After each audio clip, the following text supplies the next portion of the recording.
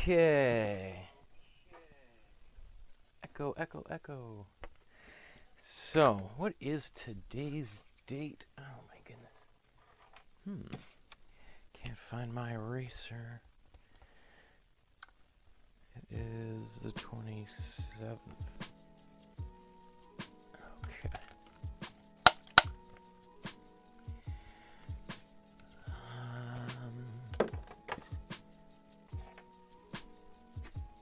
Let's turn that music down. Okay. Welcome to my studio, everyone. My name is Michael Markowsky, and today we're going to be making a painting by another one of my very favorite artists, an artist who is always, I don't know if you see here, keeping a sideways look on us. I feel like this frame fits perfectly right here, right on its side. So, that artist, if you've never heard of him or it doesn't ring a bell, or that the image isn't immediately recognizable, is the very famous Salvador Dalí. So let's, which should I want to show you first here? Here I thought I was like all super prepared, and then we start, the class begins, I'm like, oh yeah, there's all these things I gotta do. Okay, so the very first thing I'll just mention is that there is a Facebook group for people who are watching right now and who are painting along with me and who want to share their work with the group. So you'll see I post here a little, every class I write a little bit of a blurb about what we're about to see. And, oh, look at, here's all of these. This is a great video, by the way. I've seen this before. I show it to my students at Emily Carr. And people who are painting there. That's cool, Josh. Nice job. That famous painting of Napoleon there. Cool. And, ooh, May, great job on our J.R.R. Tolkien Reading Day painting. Oh my goodness, look at all these. Oh, Chuck Jones, the animator. Wow, okay, so there's lots of stuff. Okay, that. I do a separate review where I give feedback on on your artwork every month or so. And so we're actually due for one. Probably next week is a holiday, so maybe not. The week after, we'll do a session there. And I'll take a look at your artwork and give a little bit more feedback. The other thing I want to bring your attention to is there's a link down in the video description for the Dropbox, and if you click on the Dropbox, you will see a few things. You'll see who the artists we're going to paint Rita Shergill next week. People often refer to her as the Frida Kahlo of India. So really, you know, an incredible artist, great story, died very young, unfortunately, but anyway, and we're going to do a Robert Bateman painting. And I've got a whole bunch lined up here. I just haven't, I always kind of like dribble things out a little bit so that I can keep one step ahead of everyone. But anyway, you click on Salvador Dalí here, and you'll see 3 different files, 2 of which are exactly the same. They're just JPEG and a PDF version, and the original. So if we click here, you can take it and you can print it out, and here you've got that image which we can trace onto the canvas. And then here's the original. The actual original is a little bit wider on the far right side. There's a little bit more.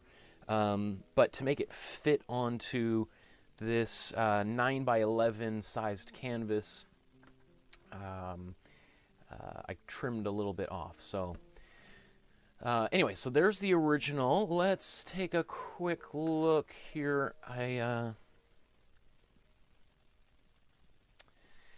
Just so we can, let's click images and his Wikipedia page.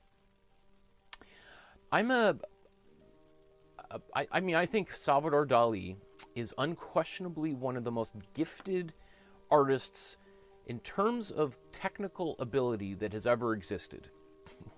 And so we've got a bit of a challenge ahead of us today, but we're gonna make it as relatively as easy as possible.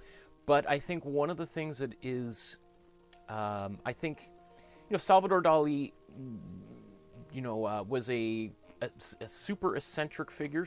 Depending on who you ask, it's either in complete charade, and it was all a big act that he was doing for the press, because he loved press, and he was always in the news, always doing something wacky to get in the newspaper and on television and movies. But other people, he would have claimed that that's exactly who he was, and he wasn't putting it on. He was just a very strange person. But he was also, so I think a lot of his contemporaries detested him. They thought he was just like, I don't know who would be in a comparison kind of figure alive today. But he was just one of those guys that was always doing shocking things, always in the newspaper, and always causing other people to roll their eyes, like, oh, there he goes again. Andre Breton took Salvador Dali's name and organized the letters to spell A Vida Dollars, or like a love of money, because he made a lot of money while he was alive. And we'll talk about some of the strange things that have happened after he died. So if you're thinking of buying a print of Salvador Dali, remind me later why that might not be a very good idea.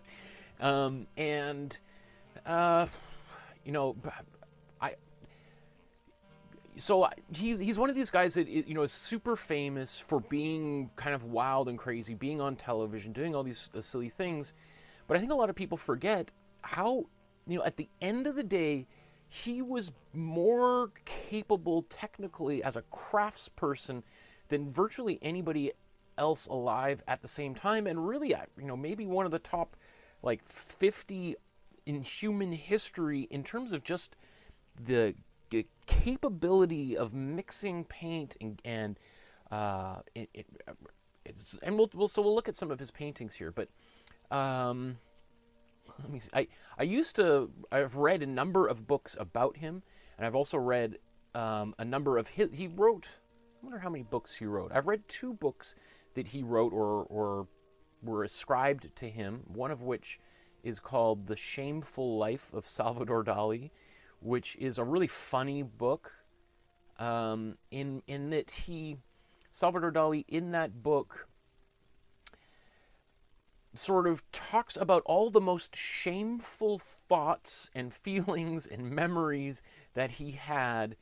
So it's sort of like his own tell-all autobiography. The kind of there's stuff in there that I probably, depending on who's watching me right now, I won't go into detail about, but he talks about certain kinds of compulsions that he's had, and of which most people would be, horrified to have made public, and yet he was the one who wrote the book making those shameful details, or depending on how you feel about things, maybe not shameful at all, but I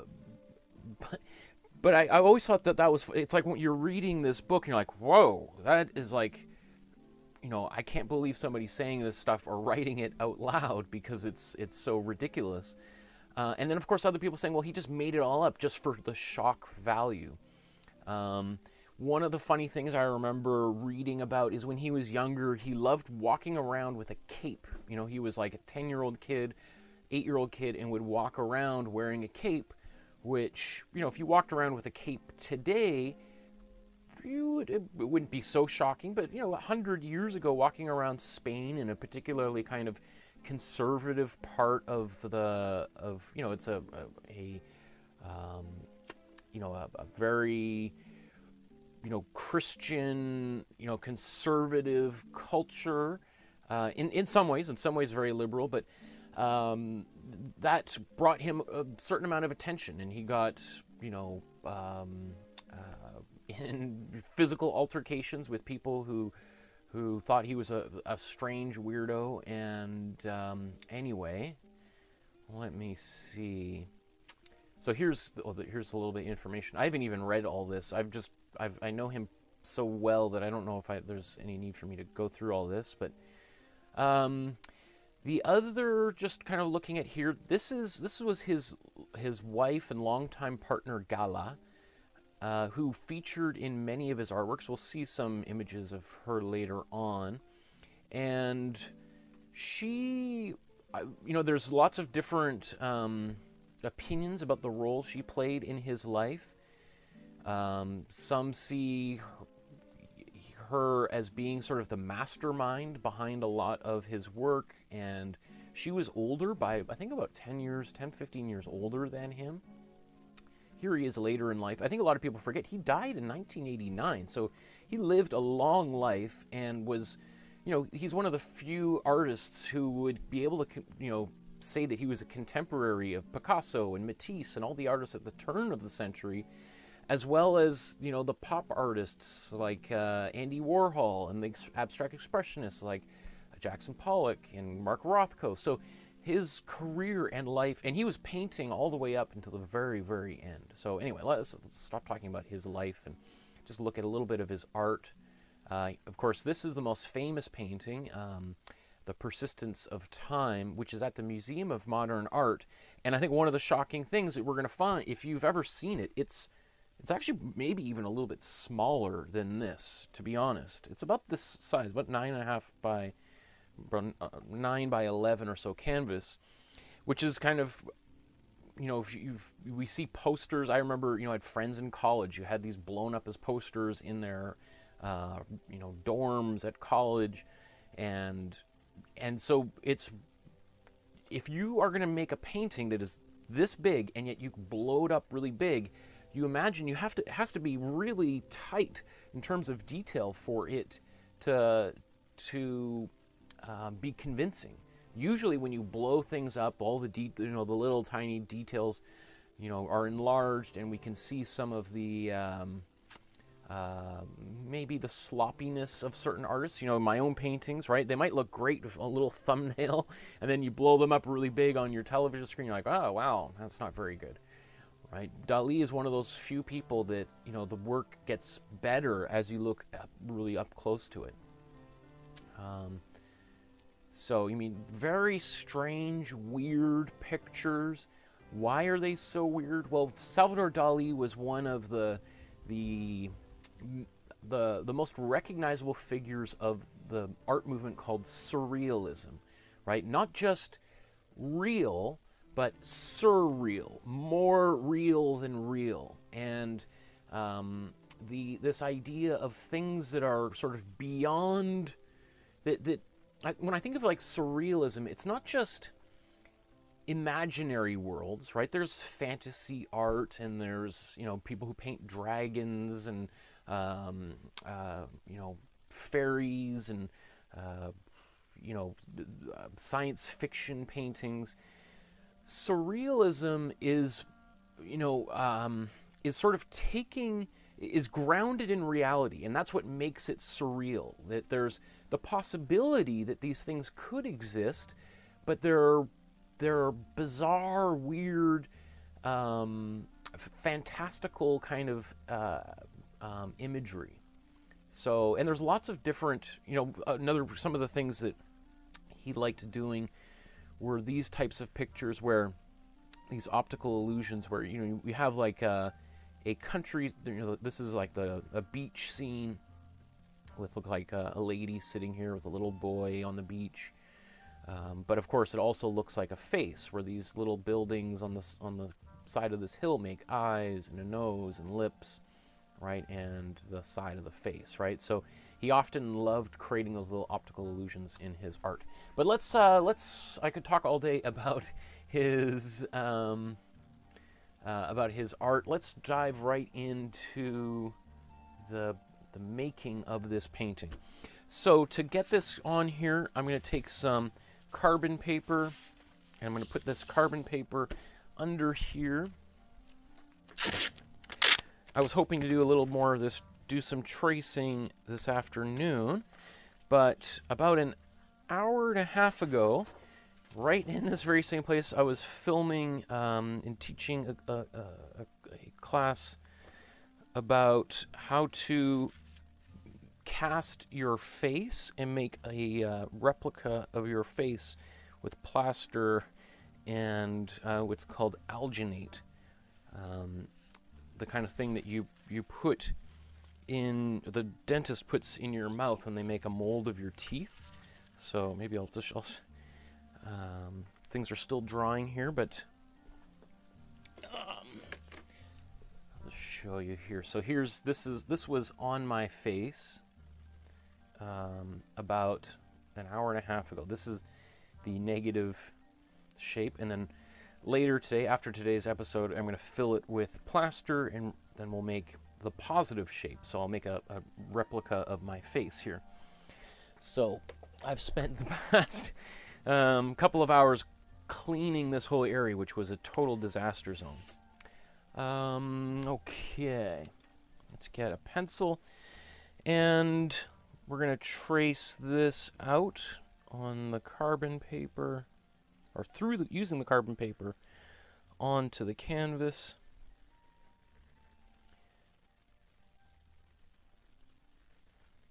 If you wanted, you could kind of shift this over to get a little bit more of the landscape on that side. Why is this painting so famous, and why would it be arguably his most famous, most iconic work? One of the reasons would be the fact that it's in the collection of the Museum of Modern Art in New York. But of course, there's lots of paintings in that collection, many of which are not on display because they're in storage. But I think it joined the collection at a particular time that was significant, where they were collecting a lot of European artists who were fleeing Europe during and just before World War II. So, a lot of artists were desperate to try to get out of Europe at that particular time, and there were some people that took advantage of that and acquired a lot of really good art for very cheap in exchange for helping to bring some of those artists to North America. There were, that's a whole other long discussion, because there's also many Jewish people who, wealthy collectors who sold their entire art collections and everything they owned and had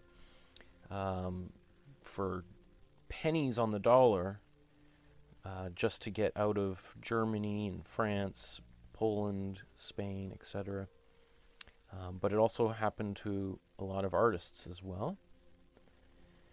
I think this painting, 1931, this was made, was I think it just there were other artists that Surrealism sort of began before this in the late mid-1920s. Surrealism was an art movement that really began as a literary movement. The main figure of both the figurehead of Surrealism was a writer named André Breton, and Breton, he sort of was the guy that ran. There were meetings, and he would run the meetings, and there was a magazine that they published, and he would often also kick people out of the movement that he felt were not living up to the ideals or the philosophy of Surrealism. And Dalí himself was kicked out of the Surrealists at one point, even though he was the most famous member of all. And I think Dalí actually thought that that was hilarious. I think the fact that I don't think he complained. I don't think he was bitter. I think he found all of that just very humorous. So some of the things that we see in this image are kind of trademark Dalí elements, like particularly the clock, the melting clock, which is maybe kind of the most famous Dalí thing of all. I'm not going to do all of these little lines here. But also, like, ants. I think he thought part of his obsession was about, like, the body and decay, and I think this imagery that represents the body falling apart and aging and all that kind of stuff were things that obsessed him. Okay, so you can see here a few things. I just deliberately decided to take some of these little ants that are crawling around here off. I took some of the little, oops, I missed, let's just get a pencil. I should have just double checked before I pulled that off, but anyway. Okay, that's good enough.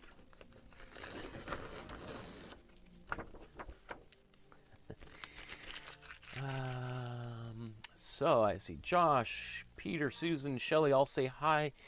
Gemini says, so happy you're guiding us through this masterpiece. I'm so happy to be here with you. Irene says, hello everyone. Deborah says, hi everyone, I'm just watching tonight. I just love hearing about him. He also had a great sense of humor. Very funny guy, is true, yeah. M. Taylor, is that Paige?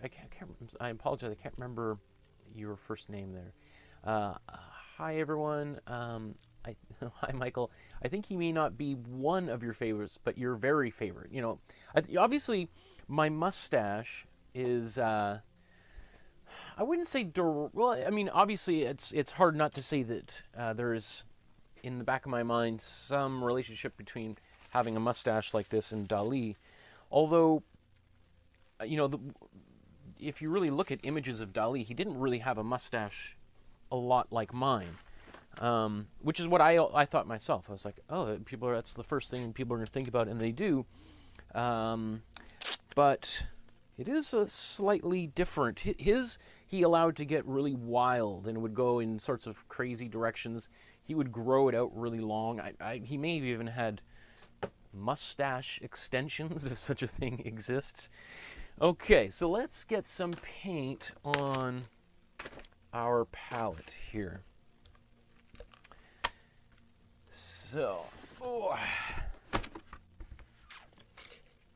finally just got a glass bottle for all those paintbrushes and got rid of that disposable red cup. And I also opened up a whole bunch of brushes that I got recently. Again, I still, as much as possible, try to use the least expensive materials possible, so that you don't have to feel like you got to go to an art supply store and spend a lot of money. I did go to Desir's, which is a local art supply store. They are, I think, throughout North America, and I got a bunch of brushes. This kind of brush is for doing splatters, and I want to do some splatters on some clothing, funny enough, so I got that. And these are just some larger brushes. I think each one of these was $4.99 or something. They all, regardless of the size. So I just got some larger brushes that I can use for kind of some washes and underpaintings, because some of the other ones that I had as part of those kits have exceeded their life spans. So, okay, and then I got these brushes are pretty good brushes for putting gesso on canvas, and I showed that last week, so I just got a few more of those. Anyway, let's put some paint on the palette. And let me just, we're going to use pretty much every color in the color wheel here, or at least these 6 colors. So I'll put them all on here.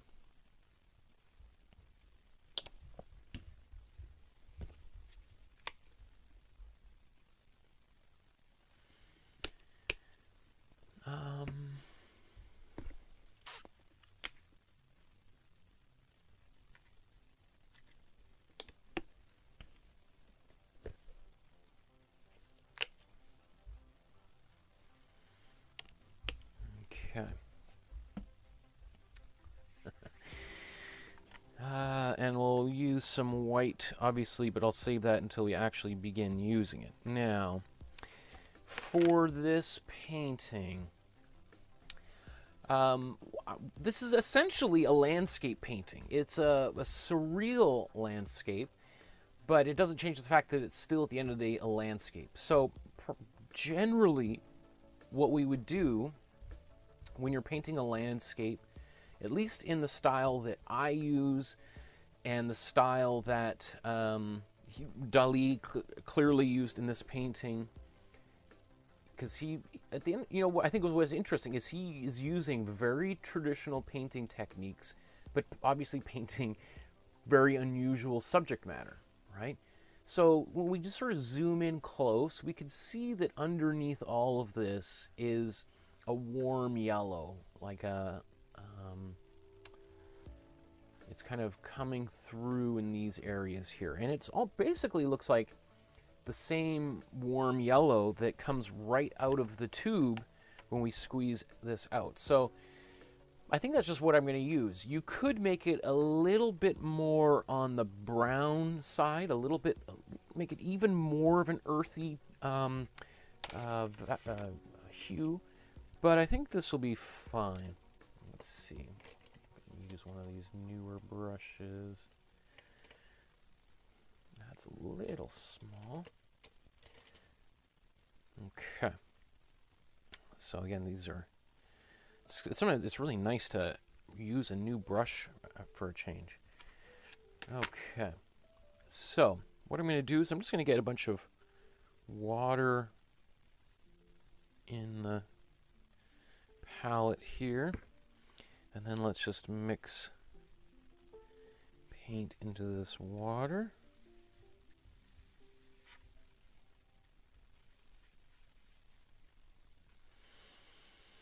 I'm diluting it rather than painting it straight onto the canvas because I want it to be a little bit transparent.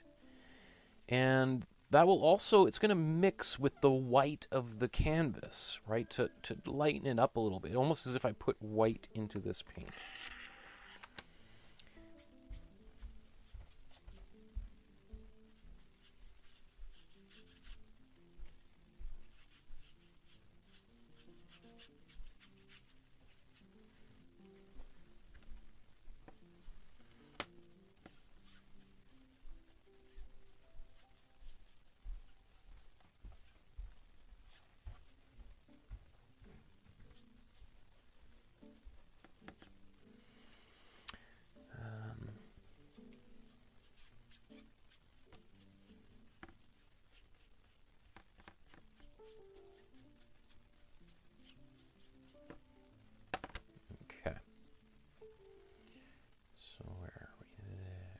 Okay, cool.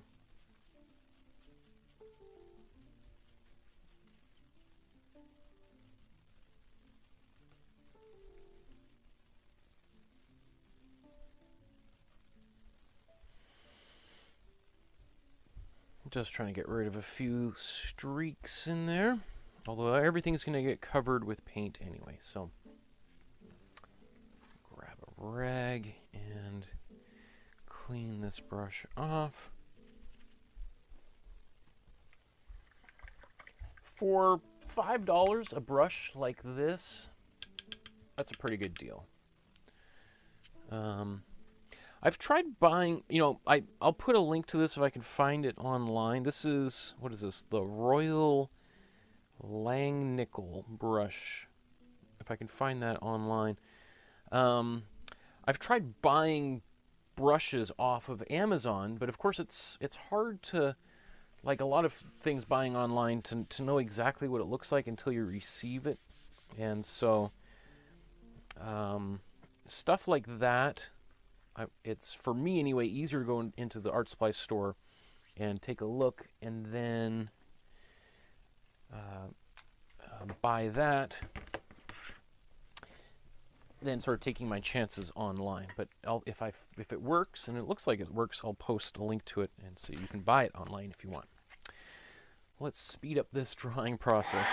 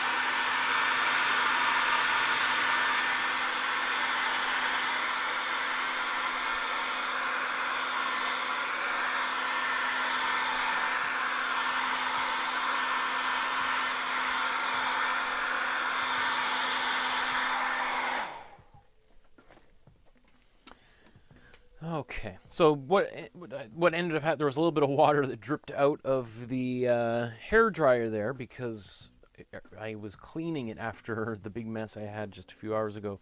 That dropped there, which started to kind of dissolve some of the paint. I wiped it away, it got worse, so this is all going to get covered, but having the most consistent underpainting is just going to help create the most consistent painting over top of my underpainting. Let's just take my little tea break there. Okay, so let's look at it this way. So the next step that we're going to take will be to what should we do next? I think the next step should probably be to put in the sky so we can get kind of a nice faded sky in the background. And then you know what? I think what I want to do is do that same sort of thing to all these larger shapes that require that kind of a blending. Now, that's not how you would normally paint with oil paint. With oil paint, you have a lot more flexibility to be able to blend things like that. But when we're painting with acrylic paint, we probably want to do a lot of that blending earlier on, okay? So, unless you want to use tape to kind of mask off certain areas. So to get that sky, we want to use a cool yellow and a cool blue to kind of push the sky back, and a little bit of white also to increase the sense of some atmosphere back there. So let's jump right into that. So to do this, we can use some slow dry medium, our cool yellow, and our cool blue. So I think what I'll do, let's use a slightly smaller, well, you know what, I can use this bigger brush. And maybe I'll use a smaller brush for blending it together.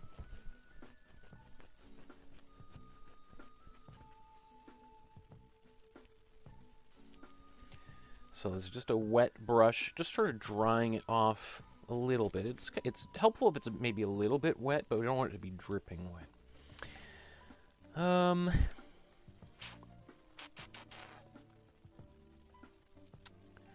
So what I'm going to do is we're going to kind of mix these two paints up. I'm going to use some slow dry medium to help the blending process. So I'll use maybe two smaller brushes. Let's see, two of these ones here. That's kind of nice. I like these.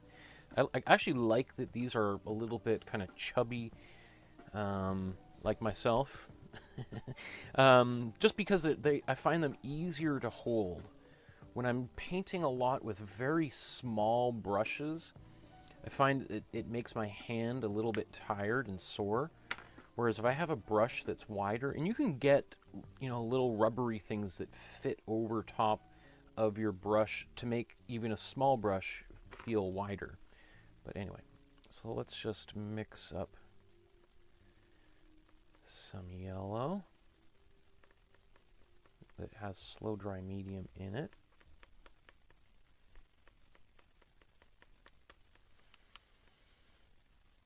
Okay. Let's mix up some of this blue.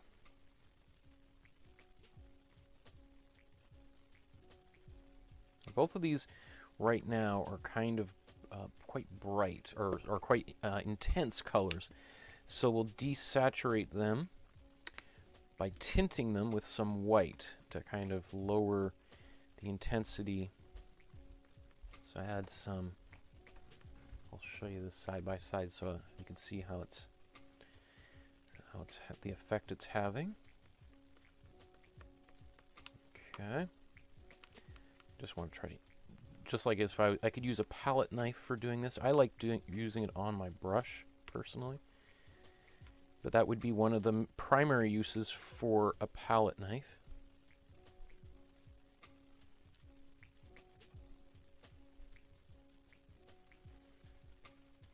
Okay.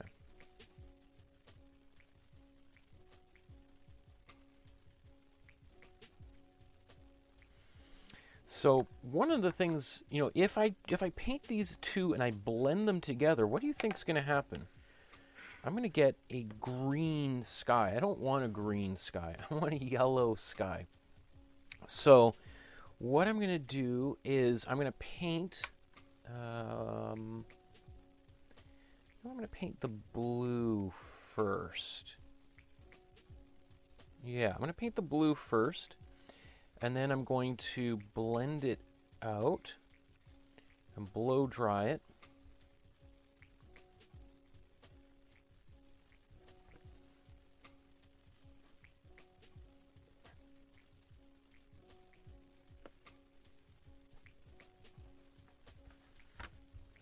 Okay, so I got that on there, and then I'm just going to sort of take, it could be any brush really, and just going to try to soften this edge a bit.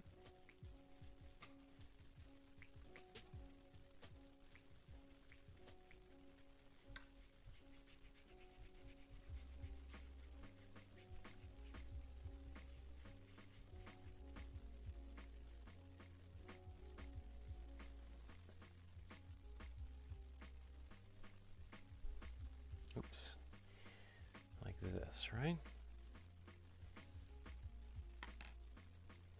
Okay, so I'm going to blow dry that, even though it's not kind of as clean, but that's okay because we're going to put some yellow over top of it.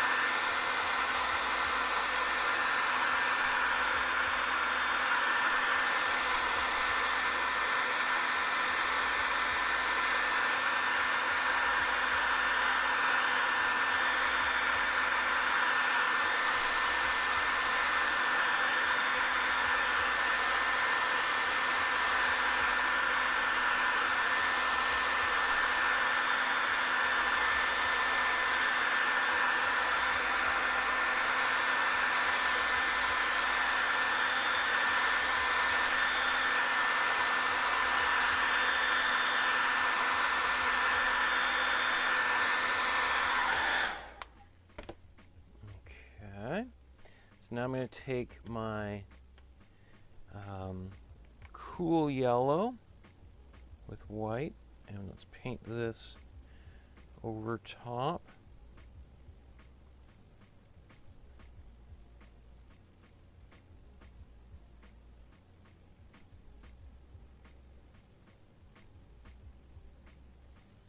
And then start kind of getting it into the blue of the sky up here.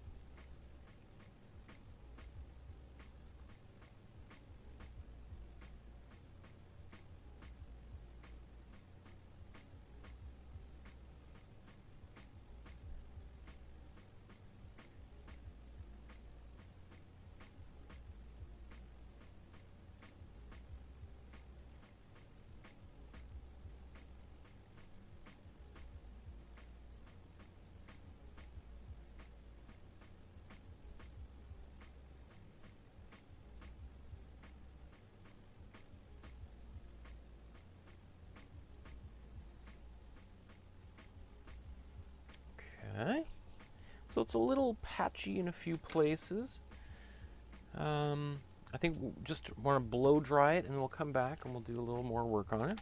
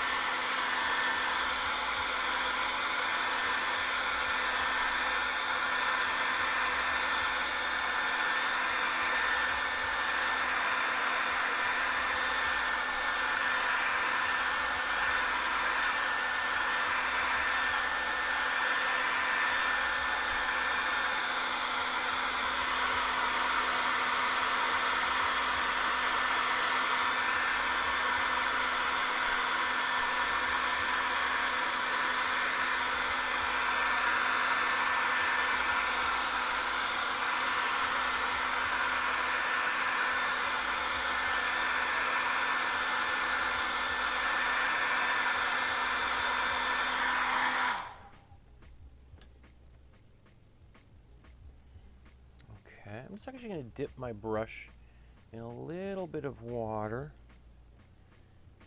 just to thin it out a little bit.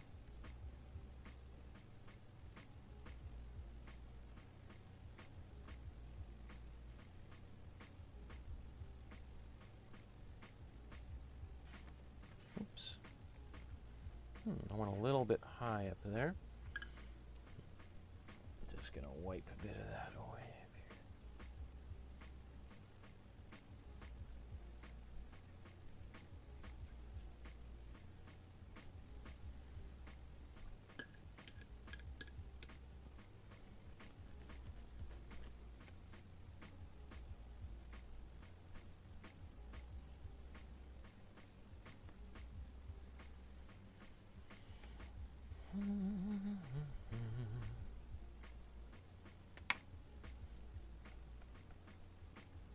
And,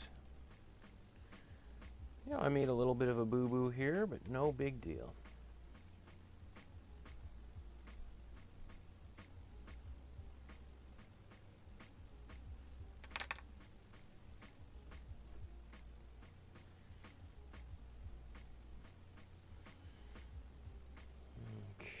I'll wait for this to, well, actually I'll blow dry it and we'll fix it real quick.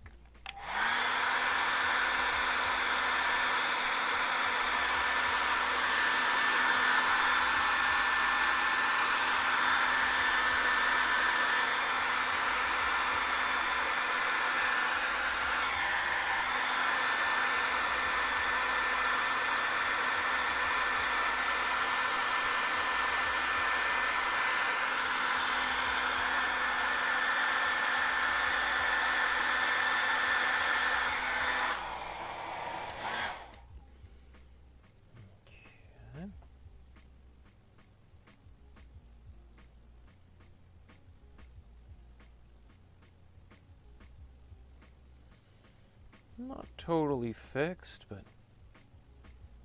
I think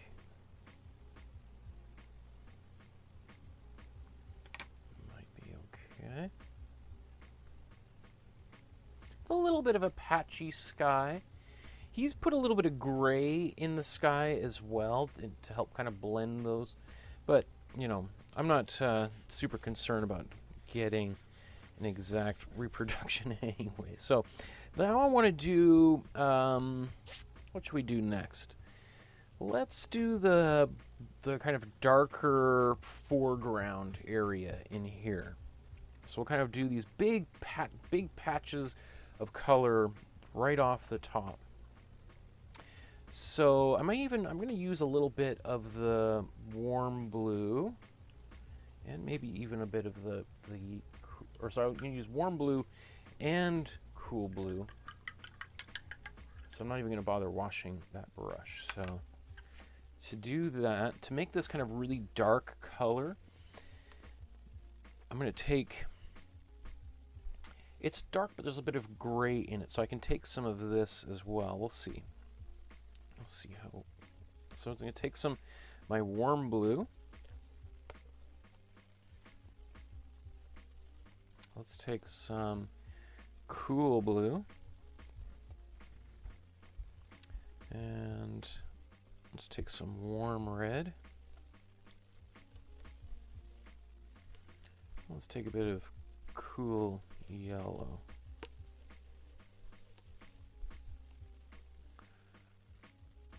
It looks a little bit too purpley, so put more red in there. Some more warm blue. That's good. So now we've got like a really dark, pretty dull color. I'll just put a little bit more warm blue in it. Give it a little bit more life.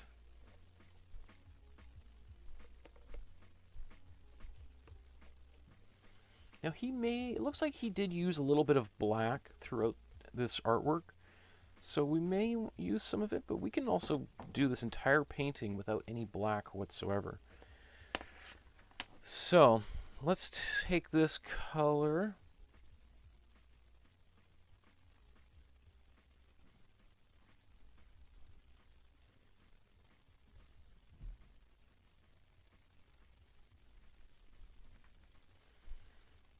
Which has a bit of a purpley cast, which I don't mind.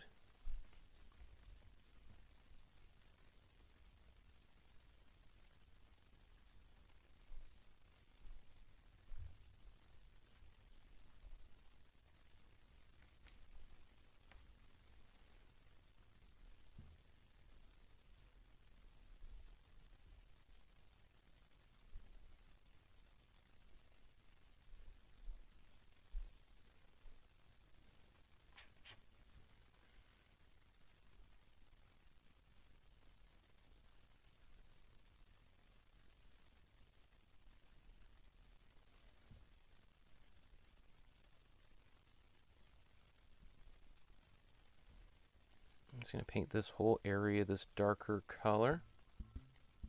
Then we'll lighten parts of it up afterwards.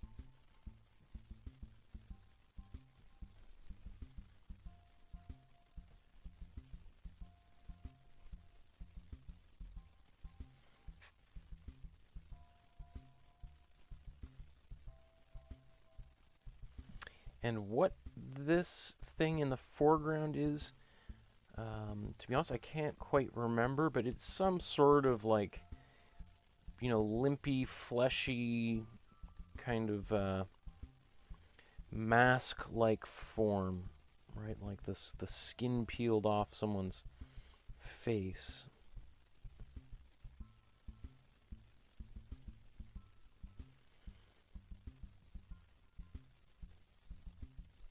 Which is both kind of silly and also kind of horrifying, right? Now you can see there's a lot of this kind of brushy stuff on here. That's, you know, probably to be expected. So I'm just going to let it dry. We can blow dry it to kind of speed that process up, and then we can add another layer over top of it. We can also do, at that same time, lighten some of this area back up here with just a little bit of, looks like kind of a light grayish brown, which gives a little bit more atmosphere going back there.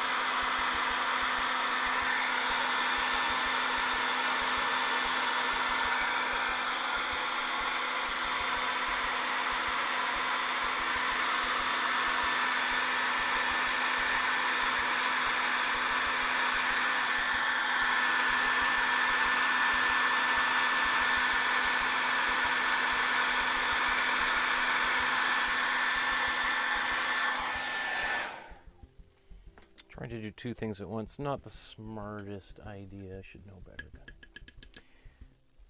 Okay.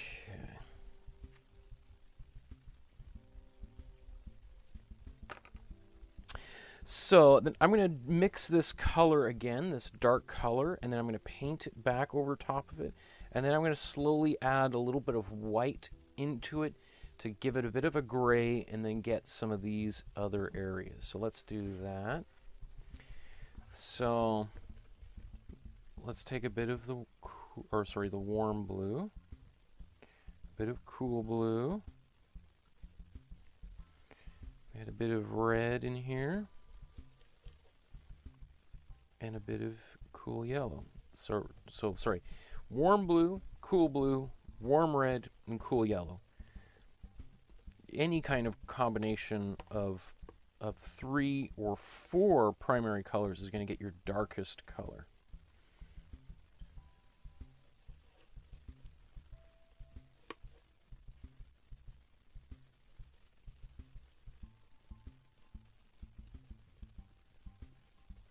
Okay.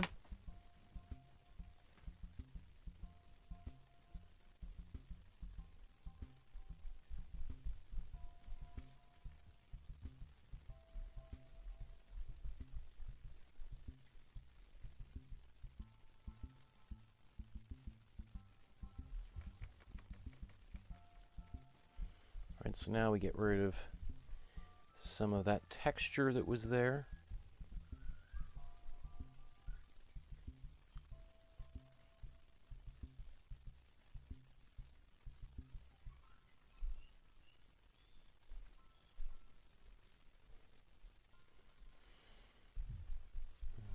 Okay.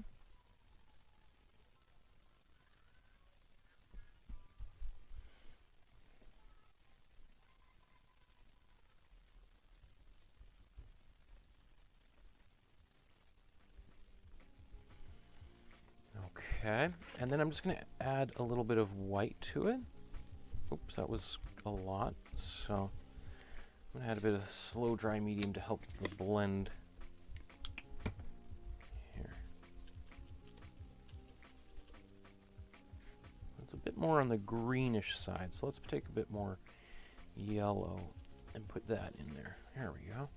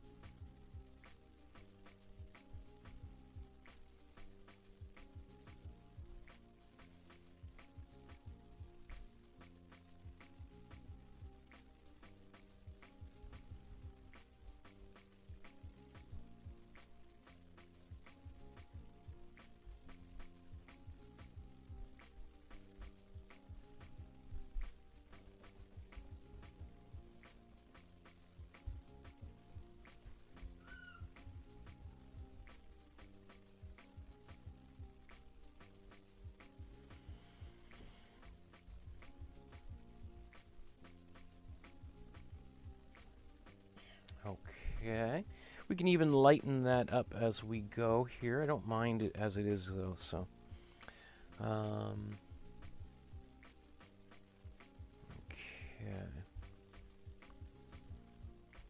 I mean, there are some patchy areas here, but we can always improve that later. We can go back in and do any kind of little adjustments, too. So,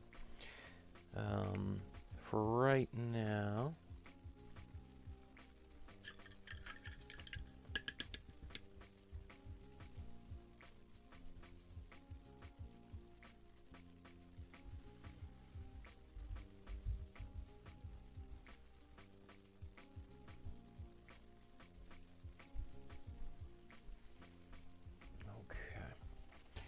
So what's next? Let's do the brown, then we'll do this, and then we'll have a lot of the basics in place, which is pretty good for about this, you know, part of the painting where we want to be. I think we're on track. So to mix a brown is basically we've mixed a kind of really dark browns already, but let's I think we need some more warm yellow. And warm blue. Here, we've used a bunch of those already.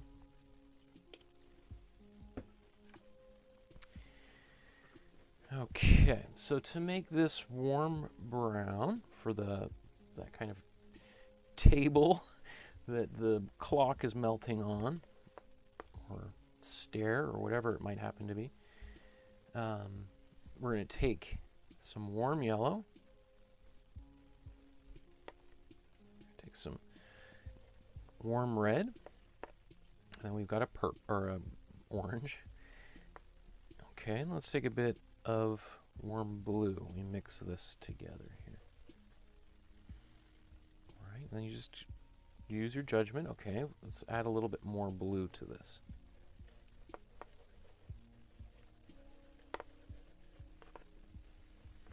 How are we doing? Maybe we need a little bit more. Uh-oh, might have gone a little too far. Or not bad, actually. Once it's mixed in there, let's take a bit more red. And I need a bit more yellow.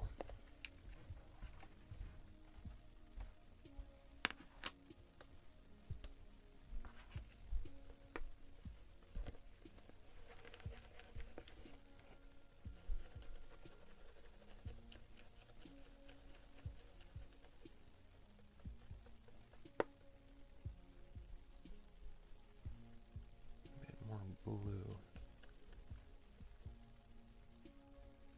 I think that's pretty close.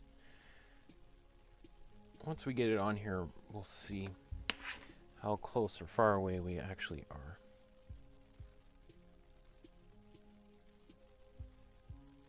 think we'll probably need to modify it a bit. But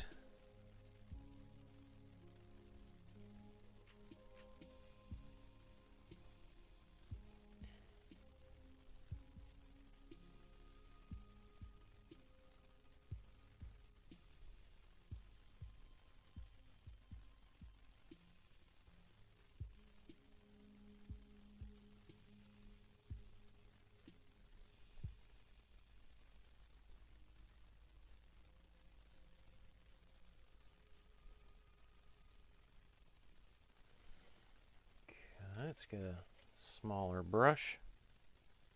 Just take the paint right off of the brush here.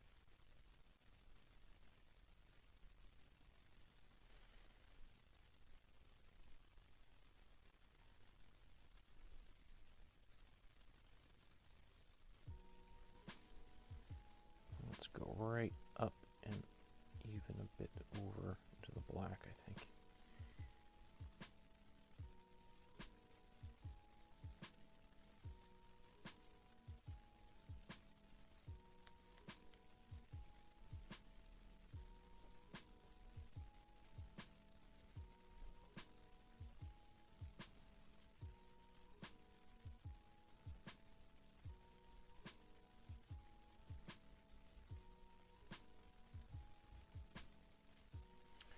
All right, so that's maybe a little bit too warm of a brown, obviously. So we'll let this dry because we want to put down a layer anyway, but we're going to mix a little bit more of a greenish brown. I think maybe we'll turn it into a bit more of a cool brown, and that will help things. So just clean up a little bit while that's drying.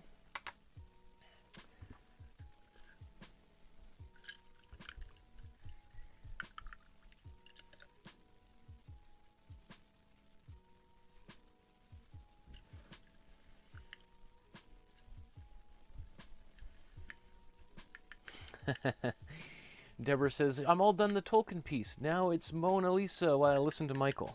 That's funny. I mean, yeah, I mean, if that's helpful I see a lot of people saying that they just watch the episode live and then later on paint to it. Maybe you can also pick up a few. You can oh, he changed his mind about something later on. Okay, that's a step I can skip. I'll just clean my table up a little bit.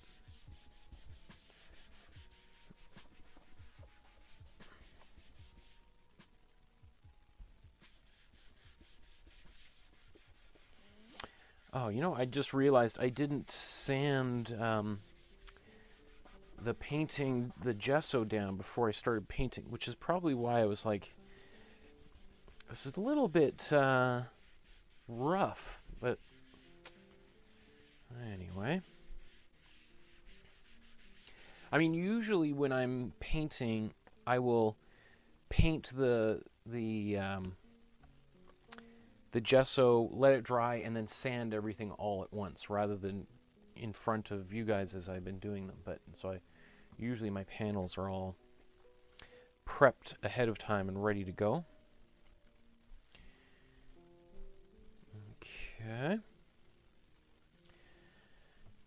So just letting that dry off. It needs just a little bit of air before we do that.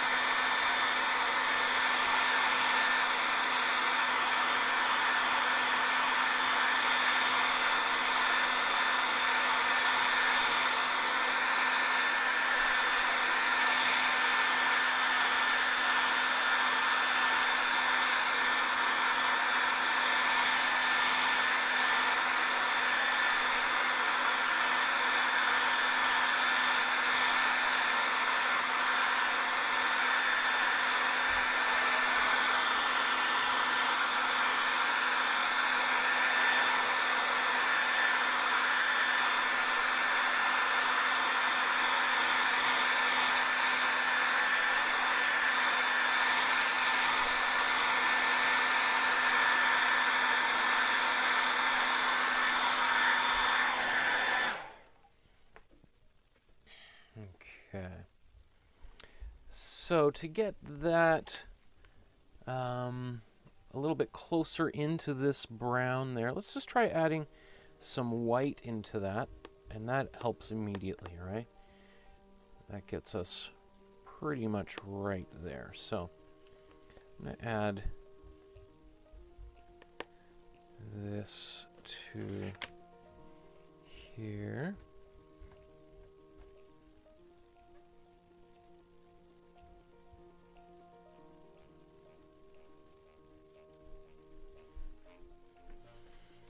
And I'll just try to straighten this line here.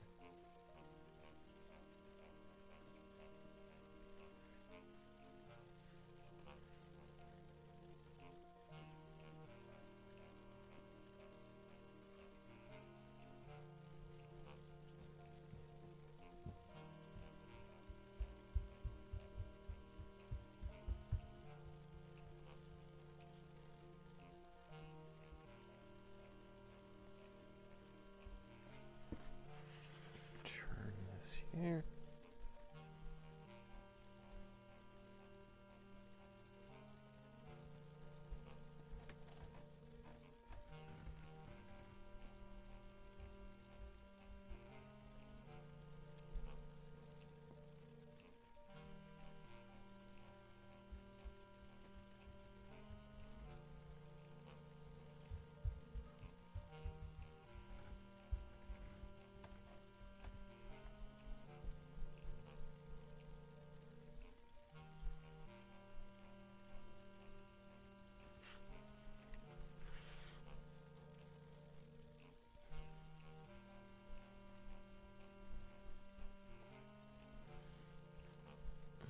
Okay. Now, obviously, I'm going to darken some of those shapes as we go, but it's just important to get, you know, this is where we want to be able to get to before we start really adding any values into those areas. It's funny, I didn't even notice, you could see this little discrepancy here. It looks like this line should continue here, but even in his own painting, it kind of goes up. So it kind of must bend in behind there very subtly. But, okay, so, I'm going to blow dry this, and then we'll darken some of this area here while we're right here.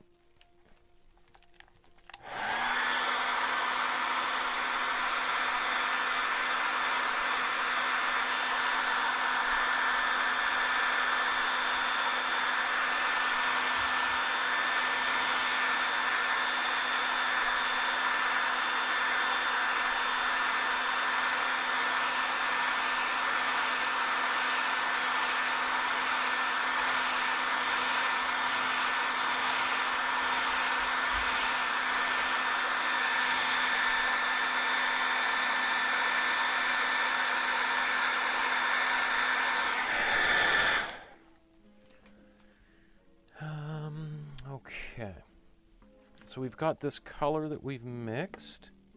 Might just mix up a bit more of it here.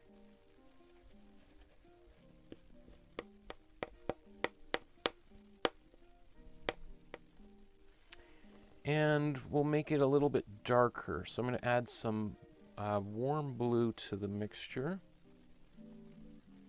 And some warm red.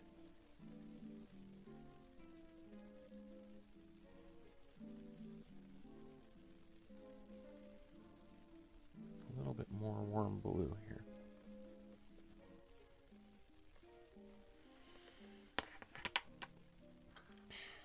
Okay.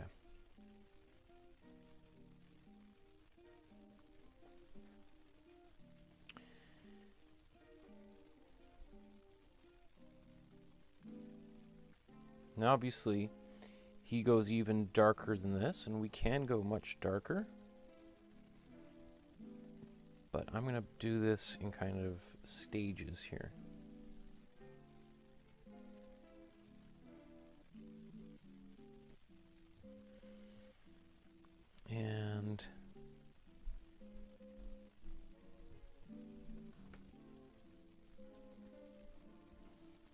if you've lost that line, don't worry too much about it. Just do your best to try to find where it would be. It's where's my pencil?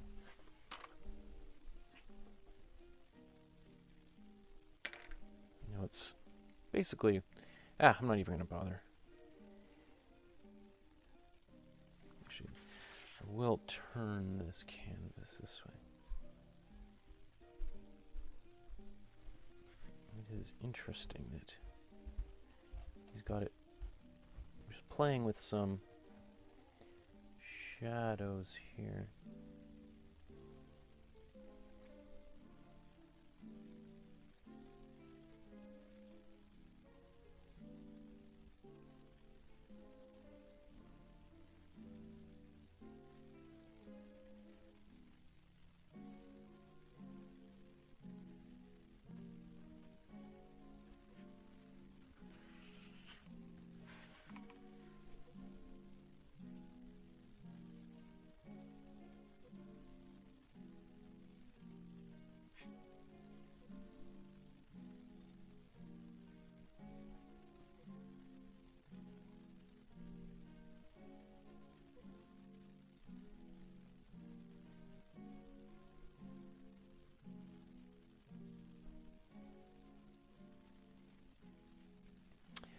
See, the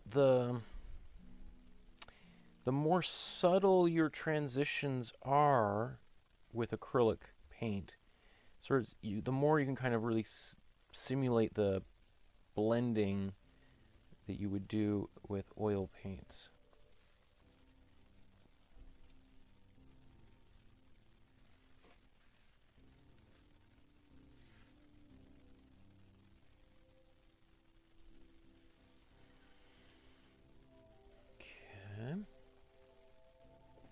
Then we've got the shadow from the tree, which the bottom of it we've obliterated, but we'll bring it back here in short order.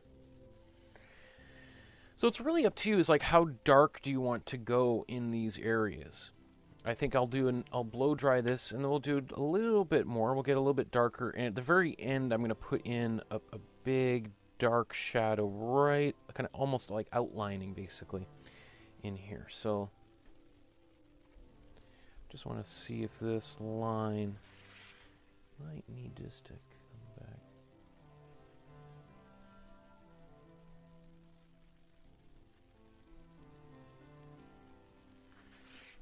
Okay.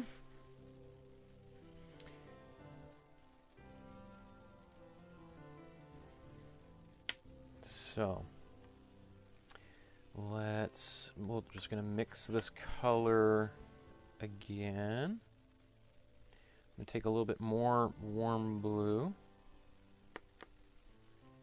more warm red. Notice, like, if I took the warm blue and the cool red and I mix them together, I get a purple. But if I take the warm blue and the warm red, I get much more of a brown, right? And if I want this to go even darker, I'm going to take some cool blue and add it into here.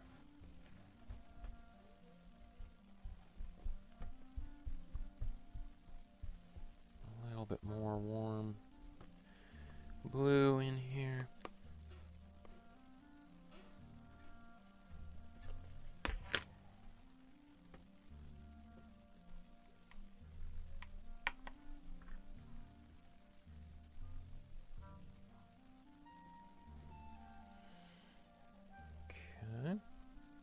That's a little bit darker, but maybe we want to go even further just for the sake of time here. I'm just going to add a lot more blue and red.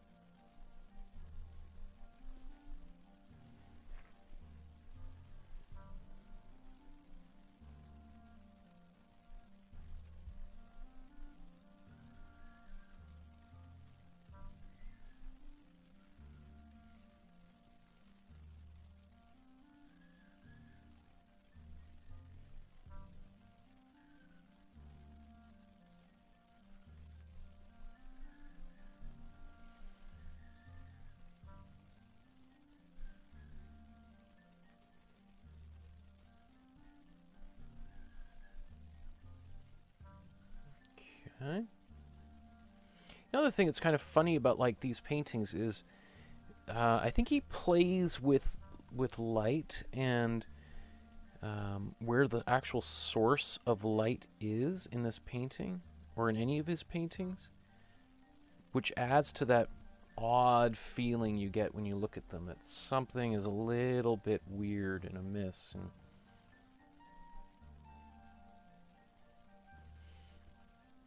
okay, that's pretty good. Again, we can go darker as we go here, but I think that's good for now.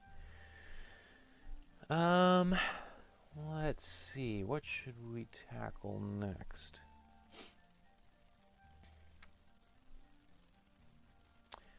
I'm going to take a bit of this color, lighten it up a little bit, and get, I need a smaller brush, we'll see.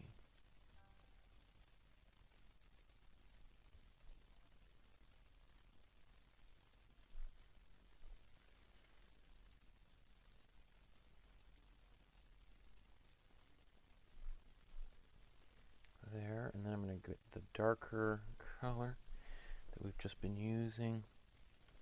I need to rotate this around.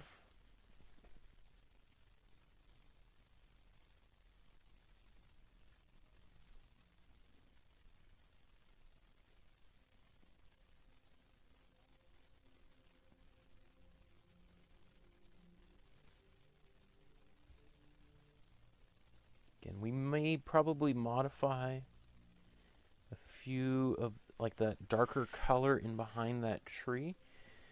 I mean, we should, but whether we have time, we'll sort of play it by ear.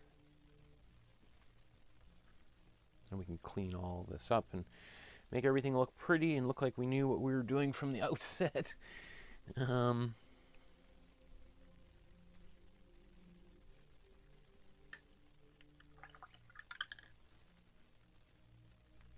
Okay.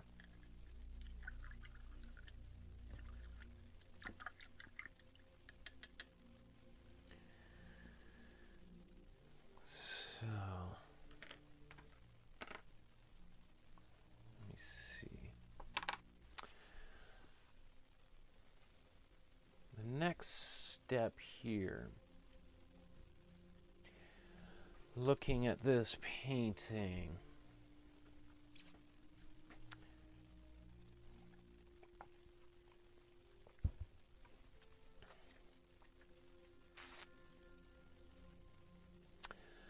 I'm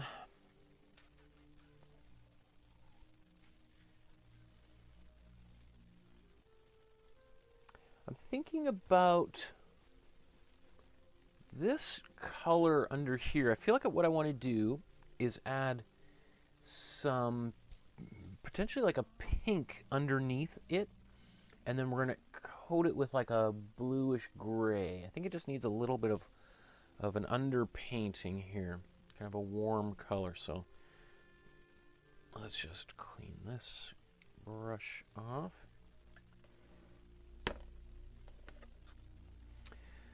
So for this color, I'm going to take my warm red,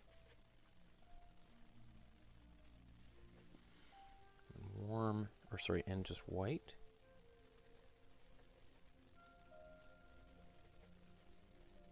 And I'm just going to put a bit of water into it as well, just so it goes underneath. That's still pretty bright, so let's lighten it up a bit even more. And I think, so what I'm going to do is, I'll just show you. So I just took my brush and just dipping it into the water to make it more transparent. And then I'm just going to take this and paint it over here. And I'm not going to dip it back into the paint either. I'm just going to try to use this pink for the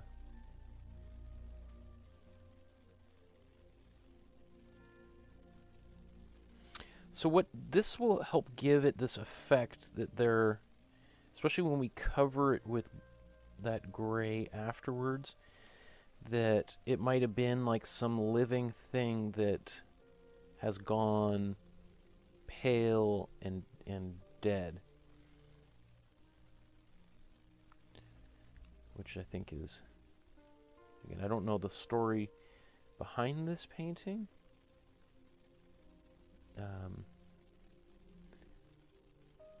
I'm sure there's people who've written books about it and etc. But okay. Oops, you can't see what I'm doing.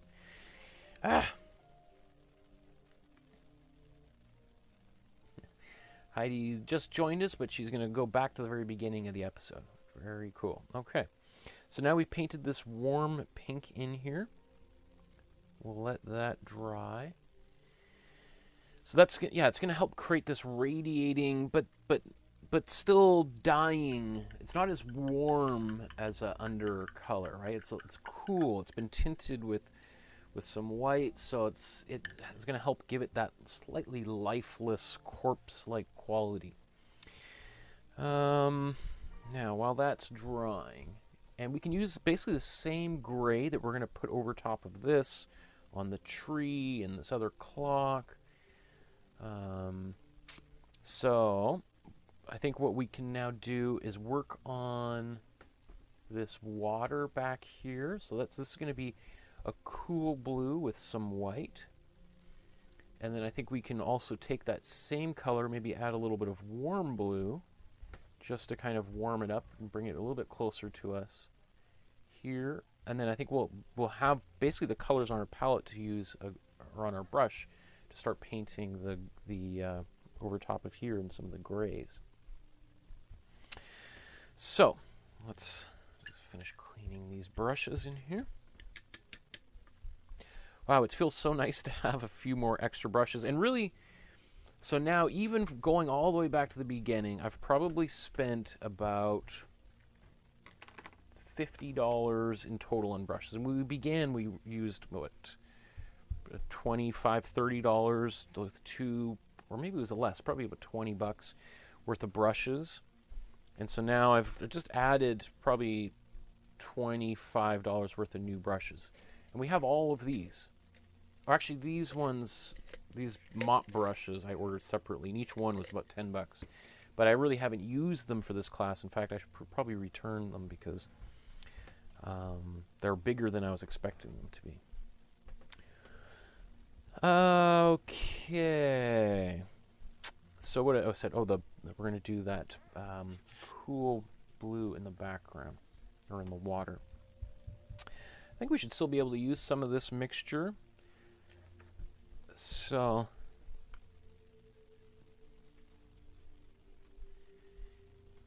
here's our cool blue, but we're going to add even more. Like that would be the darkest blue that would go right here. So let's lighten it up even more.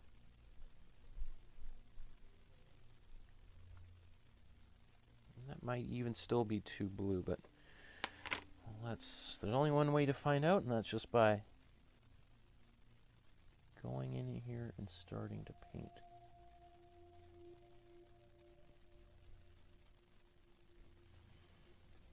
Yeah, it's a little bit.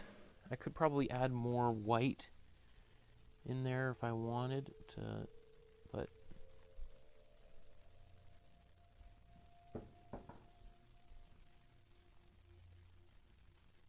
let's just see how it looks.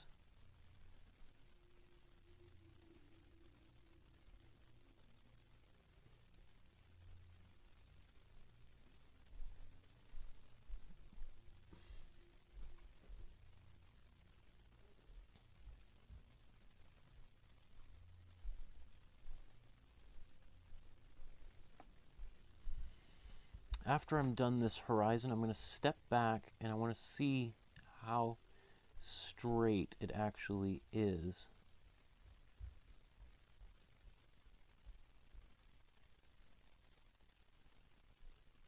Because if it's a little bit wonky, that might drive me absolutely up the wall. later on. It's one of those things where you're like, when you're so close, your nose is just right above the canvas or right in front of it. Sometimes it's hard to see those details. So.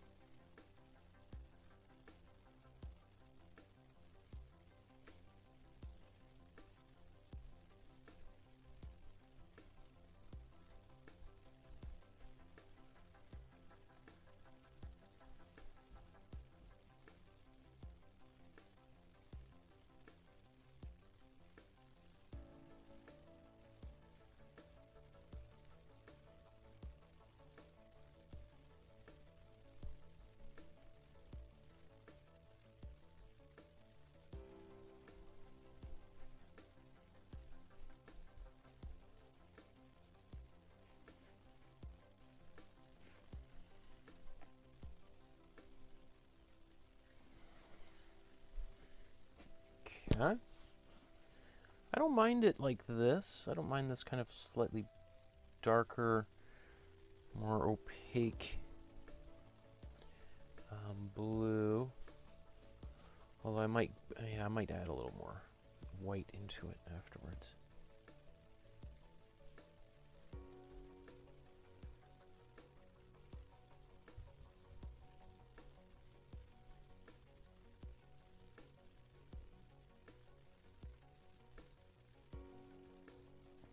Just have to wait for that to dry because now I'm just pulling paint up as I paint over it. So I just tried to kind of slightly arc the water up so that it meets up with this other mark here.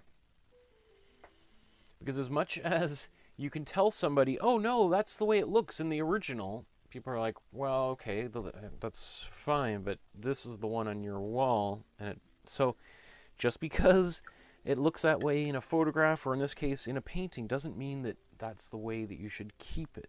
It's whatever makes most sense to you. And if you feel like you want to sort of fix the mistakes or perceived mistakes of a master artist like Dalí, go right ahead. There's nothing wrong with that.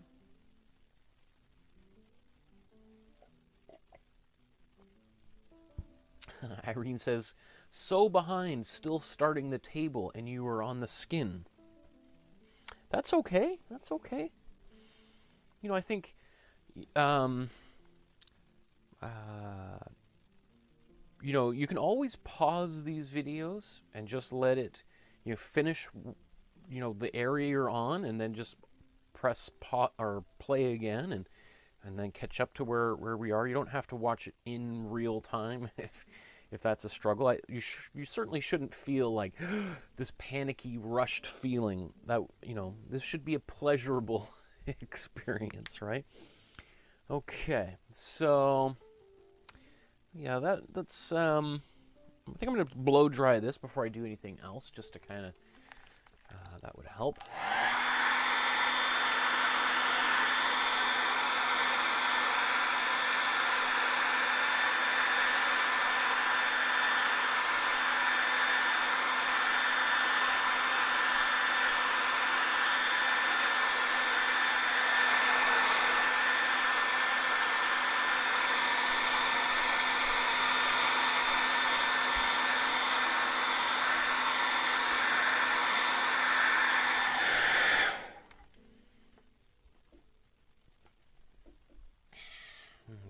Okay.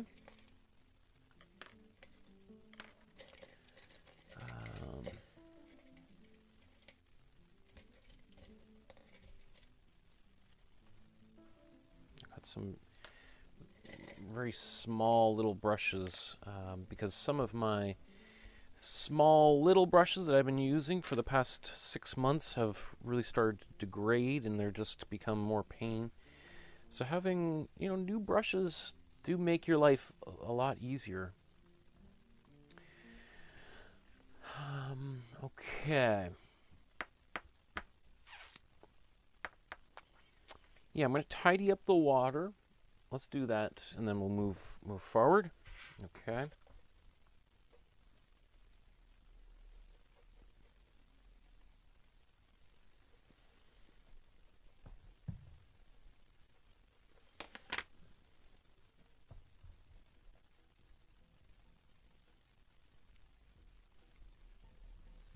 So this color that I've got on my brush right now is really only for maybe the darkest part of the water, right? And we're going to add more and more white, and we're going to go further back in here. I'm just getting some of the patchiness taken care of.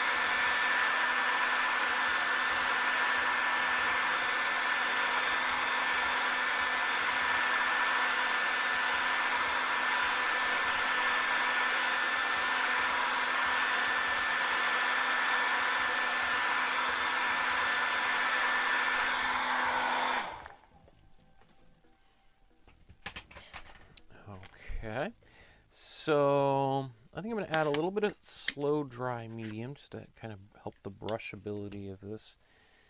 Okay, let's take some more white and put this in here. Need even more.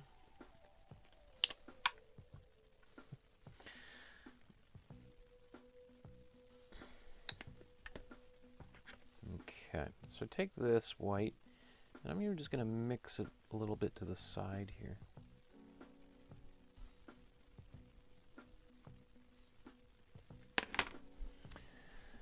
Okay, so let's go over top of all of this.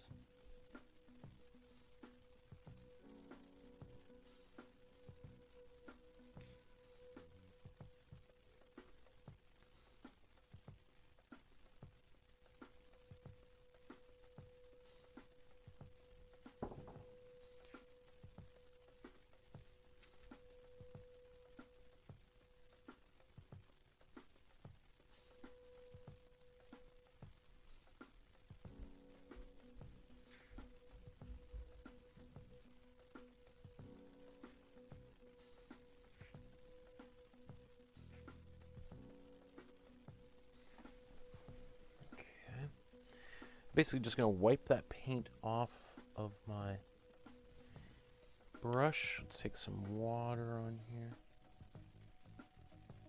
Just kind of scrub.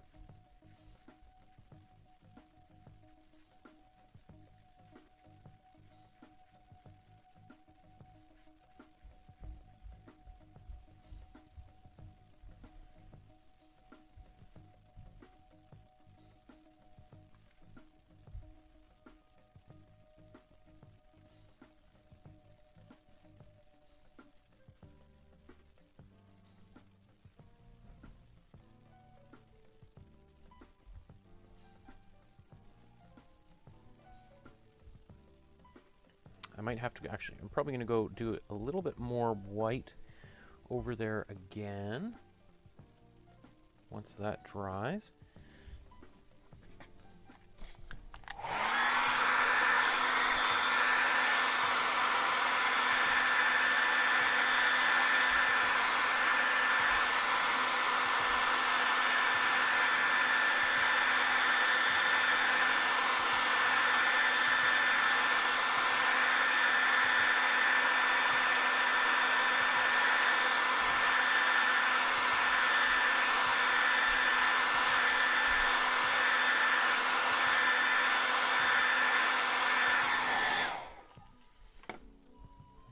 Okay, so let's just keep on going here. I'm just going to take mostly white.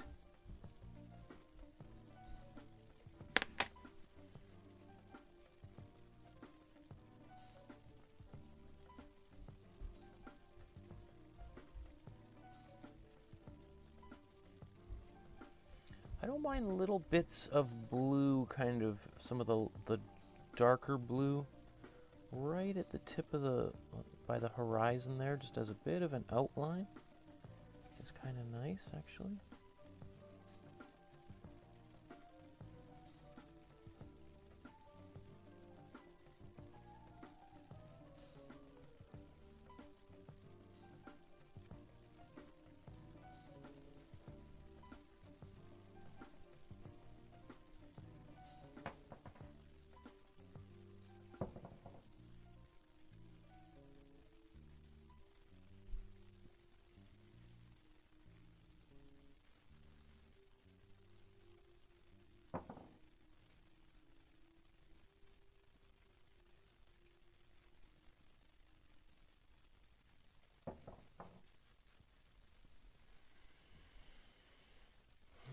Okay.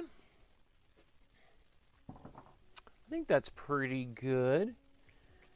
I could even think of adding a little bit of a yellowish glaze over some of this later on, but when we get to that, because I might even do a bit of a grayish glaze in some of the sky as well, but that might be, anyway, we'll talk about that when we get there.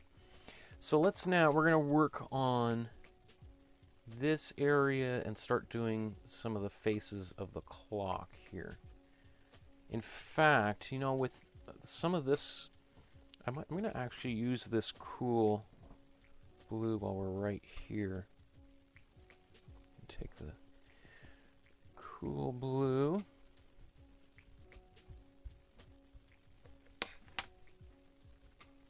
Let's just see.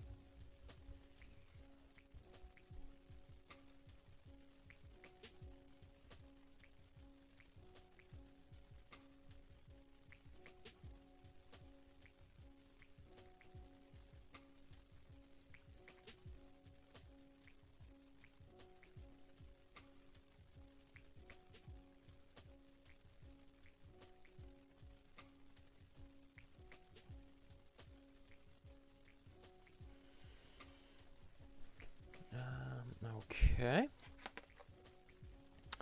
I'm going to add a little bit of white to the mixture here.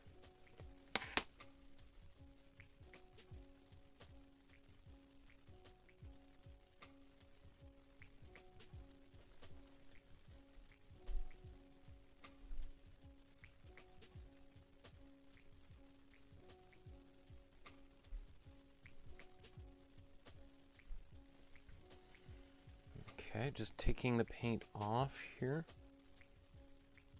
And then just using basically my dry brush just to kind of blend these together a bit.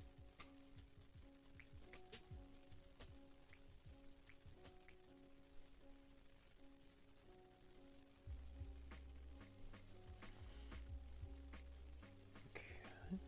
So that contrast, I think, needs to be a little bit, this needs to gray down a little bit, so we can do that, kind of a wash over top of that. Maybe even as we're doing this, we can apply that same gray wash on some of this. So, we'll get there when we get there. So let's take this same color, and we're gonna mix a bit of turn it into a bit more of a gray.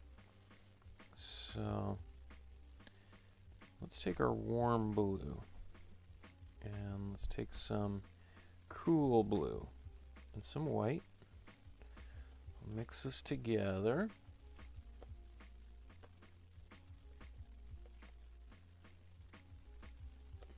In fact, let me see.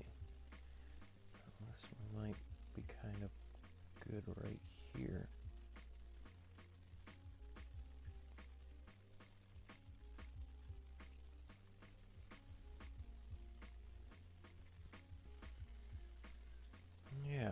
Okay.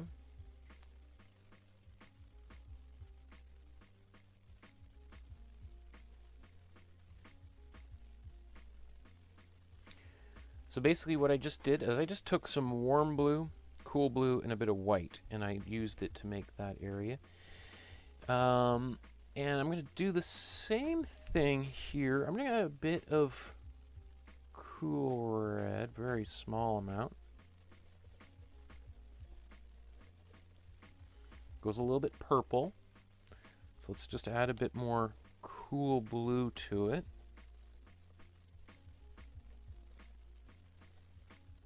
And white.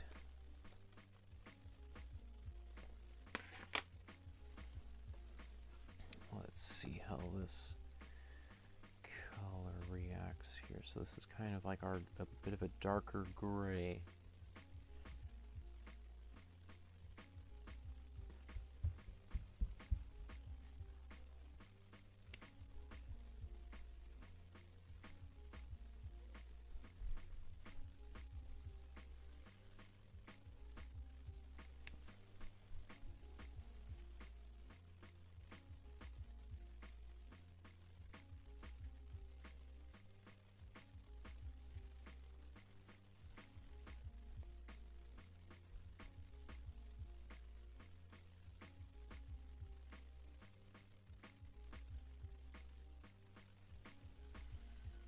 That's way too blue, which means I didn't add, I need to add some yellow to this mixture to reduce its bluishness. Now I add some yellow and it goes kind of greenish. So let's just add some red.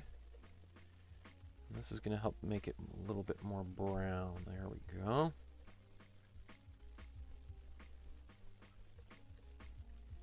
Now this might be a little bit too red, so I'll just neutralize that with more blue.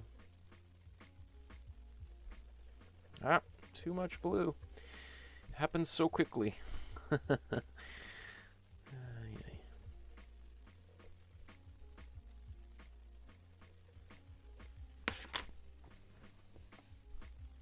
There we go. There we got our gray.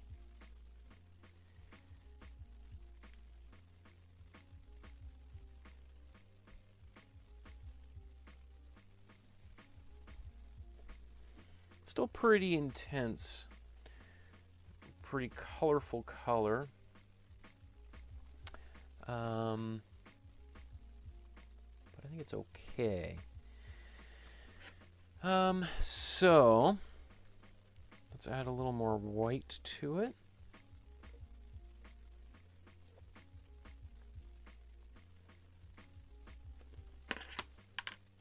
Use a different brush.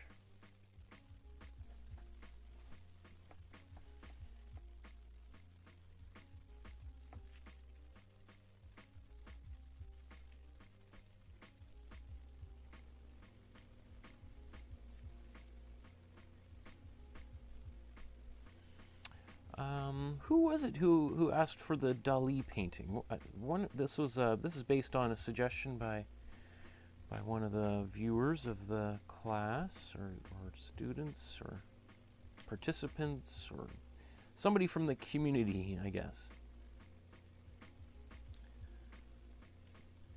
I can't remember who it was. Good suggestion. A couple weeks ago, I did a George O'Keeffe painting based on someone's request. And a few weeks from now, we're going to be doing a Robert Bateman painting based on a request by someone in the class. So I do my best to take people's requests and incorporate them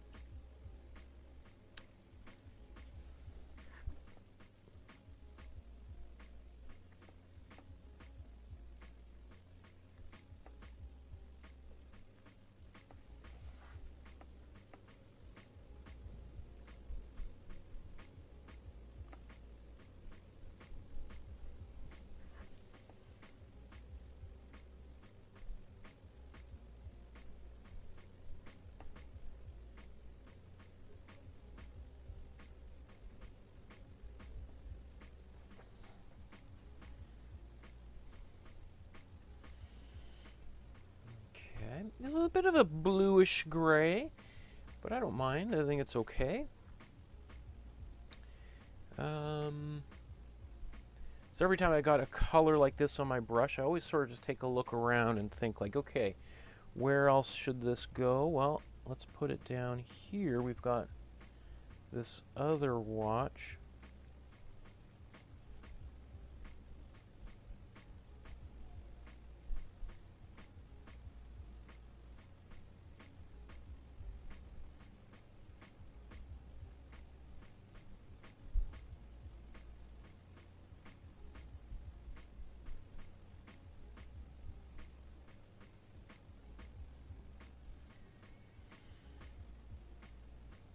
Now he's, do I want to do that?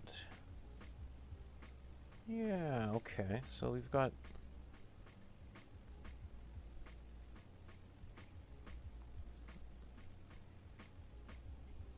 the other part of the watch that's melted over top of this is now sagging in behind there, so I'll take care of that. Oh, and there's these, what the winding part of the watch. Can't forget that.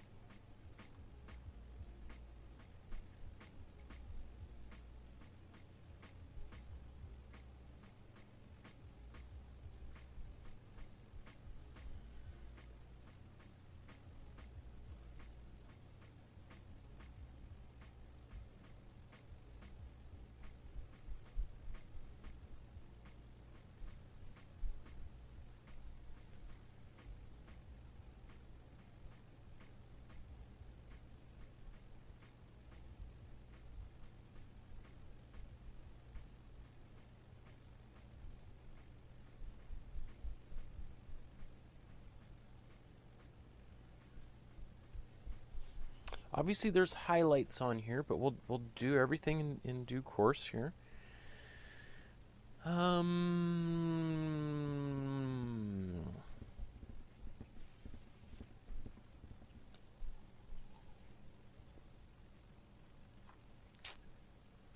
Well, you know, maybe let's put a bit of the highlight on right now.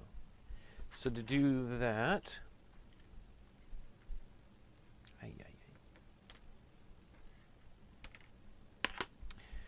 one second here. I just put a wet brush on top of a dry brush. Okay. Okay, so to get some of those highlights, I just got the same color that's on my brush, this gray, and I'm actually just going to mix it a little bit over here in the white.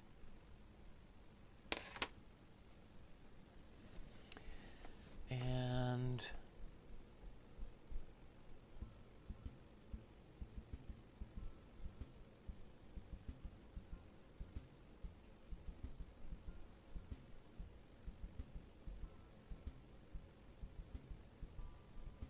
just going over this one side.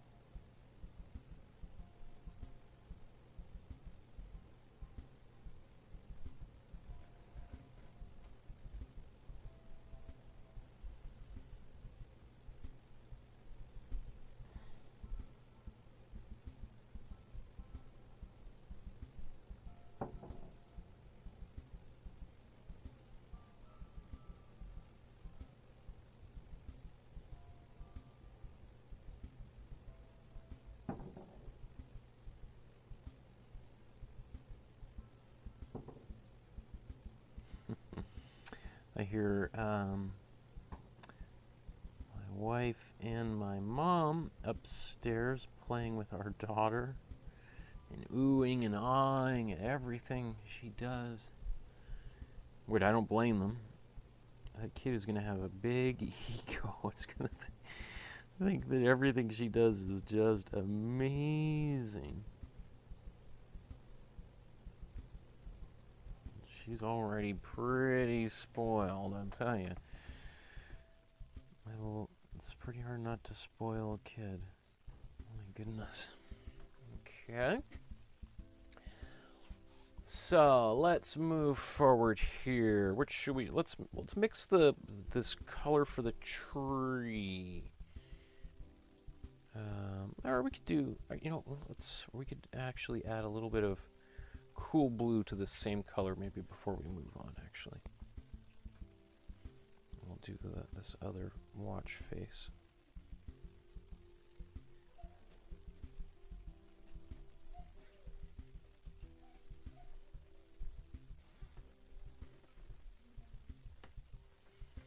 So basically I'm taking like cool blue and adding it to the same mixture.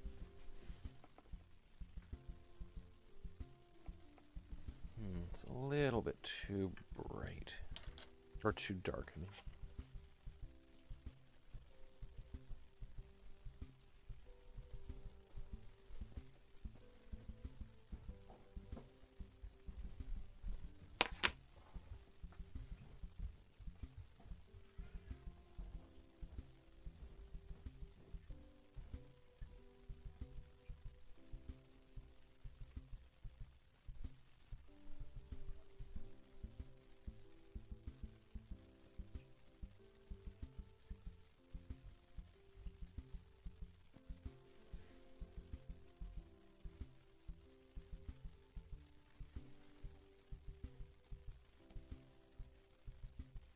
So don't forget, we're just laying in these colors here. What you can see, I move around the picture, adding little bits, slowly building things together. Not focusing on details just yet.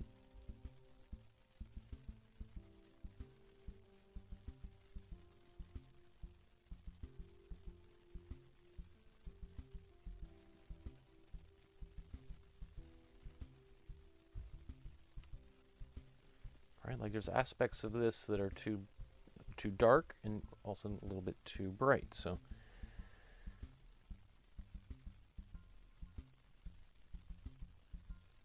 it's we're adding basically the local color to these mixtures here. The local color just being kind of the in between the dark and the light. Local color is sort of like the color of whatever object it is, unmodified by value.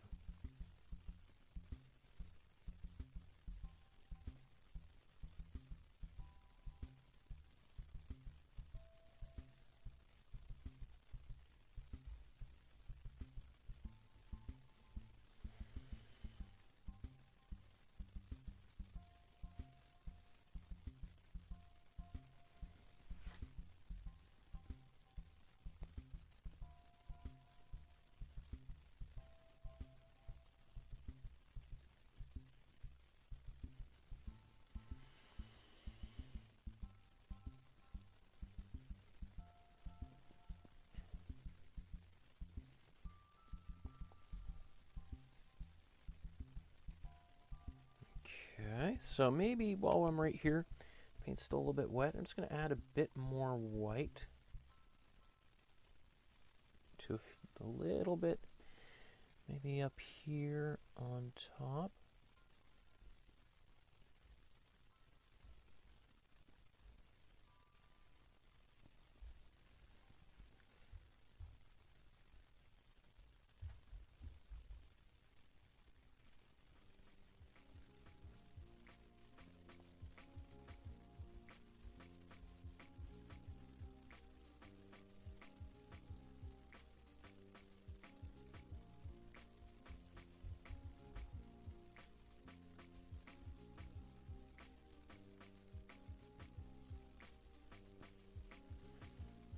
Just a little bit more in here.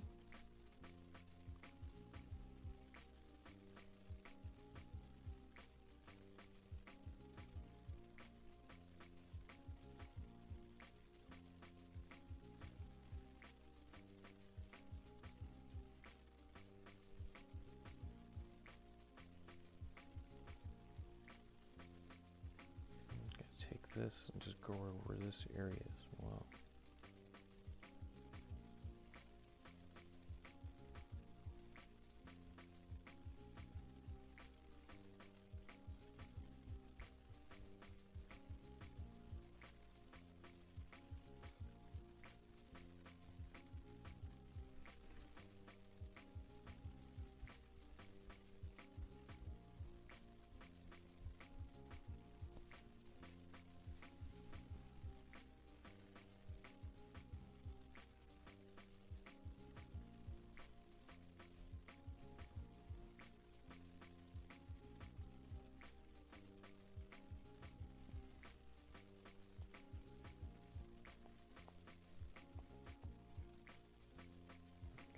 Even more white.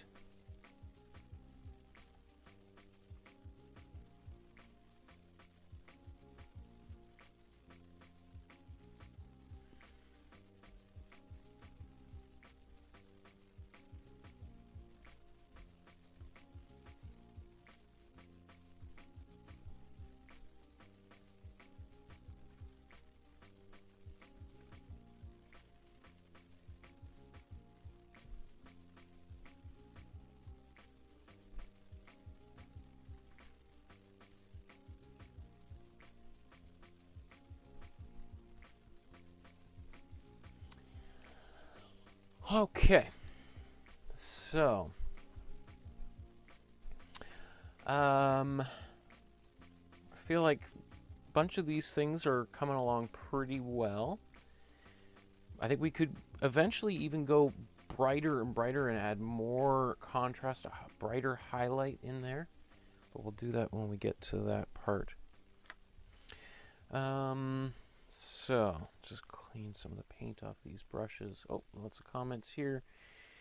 Josh says, will there be a master study for De Chirico? I have been to MoMA, and one of the paintings with the glove and the bust is my favorite. Yeah, I would love to do.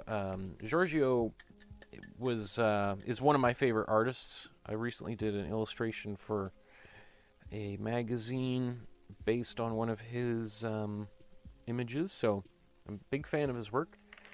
He's on the list, and I saw your comment on that post a little while ago, so definitely I'm listening to you, Josh. Yep, well, I'd love to do a painting of his.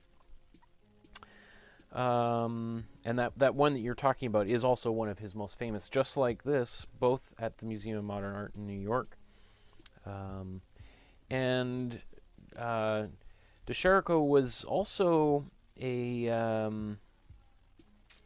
like Dalí, well, Dalí was kicked out of the Surrealists, and Giorgio sort of never wanted to be part of the Surrealists. He, André Breton saw him as like one of the great painters that inspired Surrealism. But Giorgio was like, I don't know if I want to be a part of your group. He was kind of a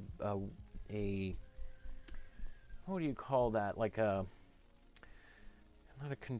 bit of a contrarian, but he was one of those guys that just didn't want to be a part of any group. And he most of his life, he was sort of stayed at arm's length from any movement. So it's interesting. He was championed by the Surrealists, but didn't really want to have anything to do with the Surrealists. Whereas Dalí, I think he was ambivalent. I think he could care less. He certainly didn't need any of their help for his own success. Anyway, let's get back to this here. So I'm going to mix those colors back there. Let's get this out of the way. Yeah, so we'll mix this, and then I guess we could have also been mixing. That color was pretty similar to some of the colors we did in here, so maybe before I totally move on, see if any of these colors are still wet. Okay, so I'm going to take warm blue, cool blue, some white, and a bit of warm red, and that gives me a kind of a gray. And I just sort of look at it and think like, okay, how gray do we, or how dark or not do we want to make this?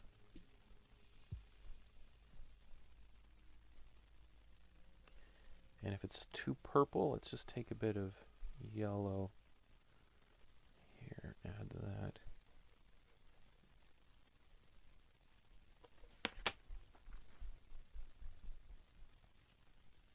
This might be a bit, this is definitely on the darker side of things, but we can lighten it up too, so.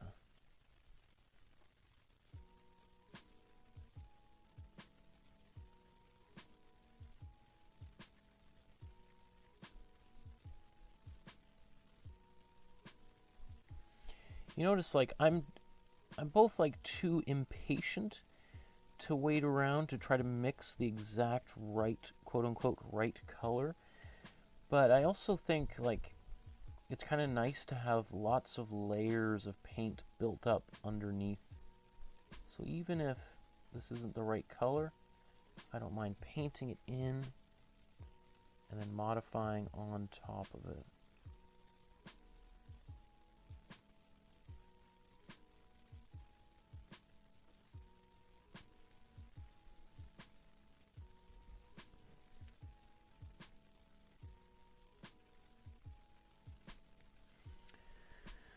It's definitely too dark, but we can lighten it up once it dries. And then while I'm here, do I just sort of look around? Do I need this darker gray anywhere? I think I can actually just take this same color. I need to get some more yellows on my palette since everything's kind of dried up. And I'm just going to take the same color and I'm going to mix the colors for the tree.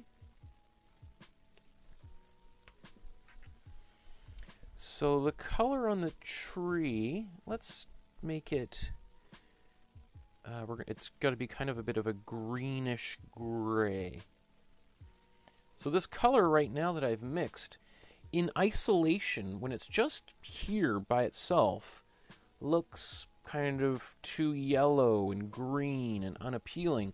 But you always have to remember, that's because it's surrounded by all these other colors. If I do my best to sort of just pull it away from here, I think it's actually pretty darn close to the exact color I want.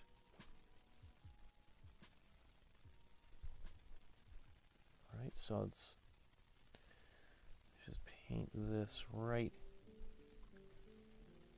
into here. We're going to need a smaller brush.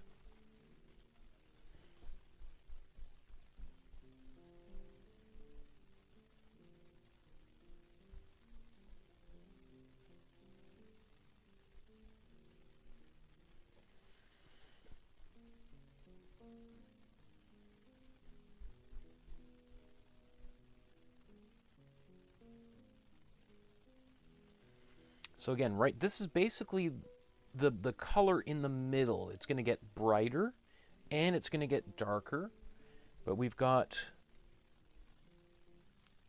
the central part of this color, which is, you know, often the most important. Once we kind of locate this, then it's just a matter of adding, maybe brightening it up and darkening it with a little bit more white and grays and blacks.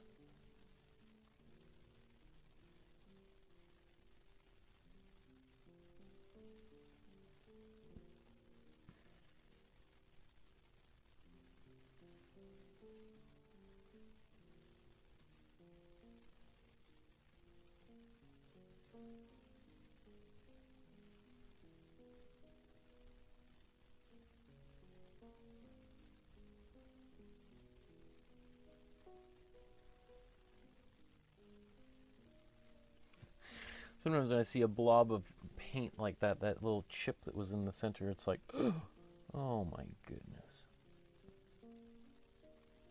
It's a little cause for heart attack.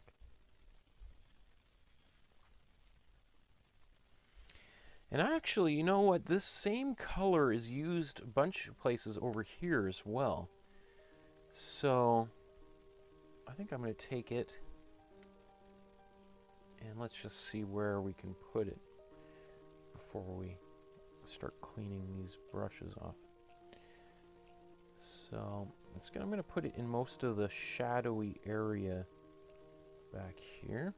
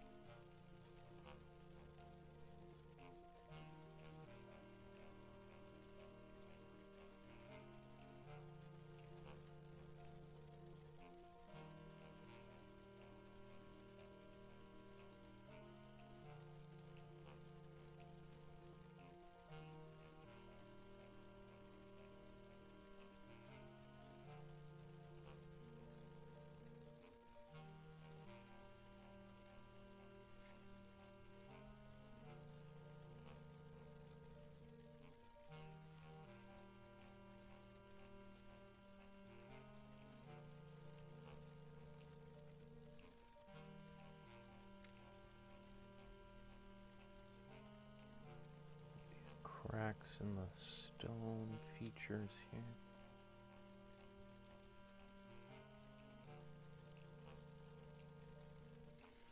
The reflections in the water.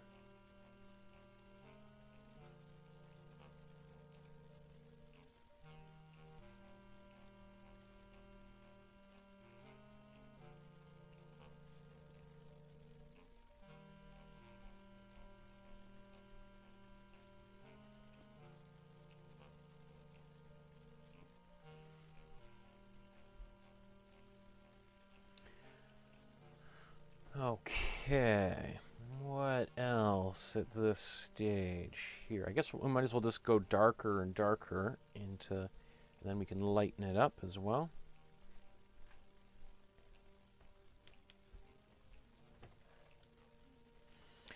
So let's use a larger brush to mix these colors. So to darken it, I'm just going to take some warm blue.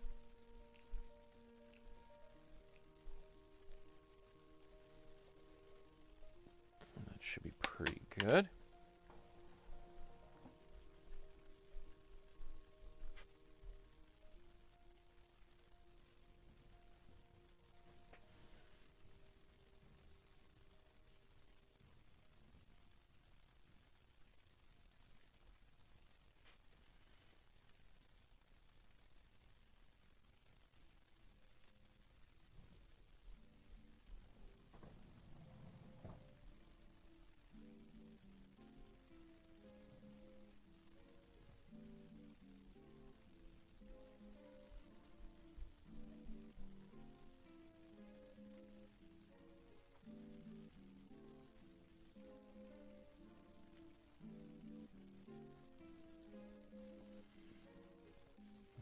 Okay.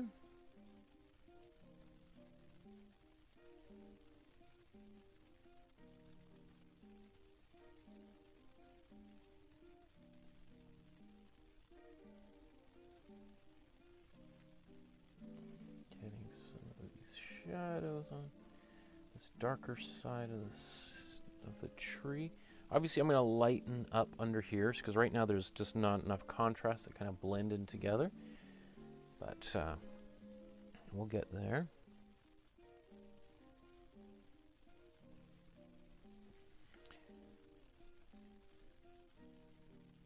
Okay, just looking over here now to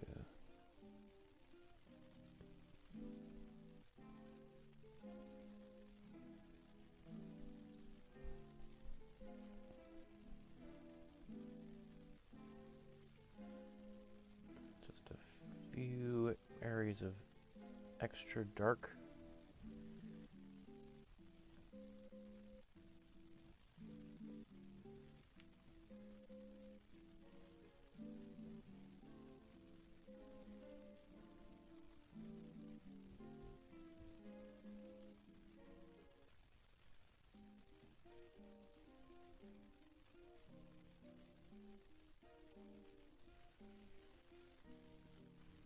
kind of went a little bit too dark there, but that's okay. I'm going to lighten that up again. Let's...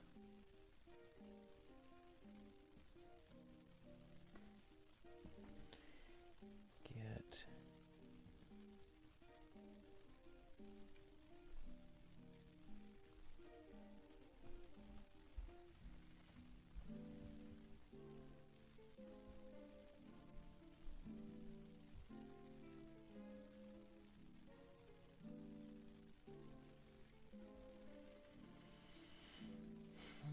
Okay.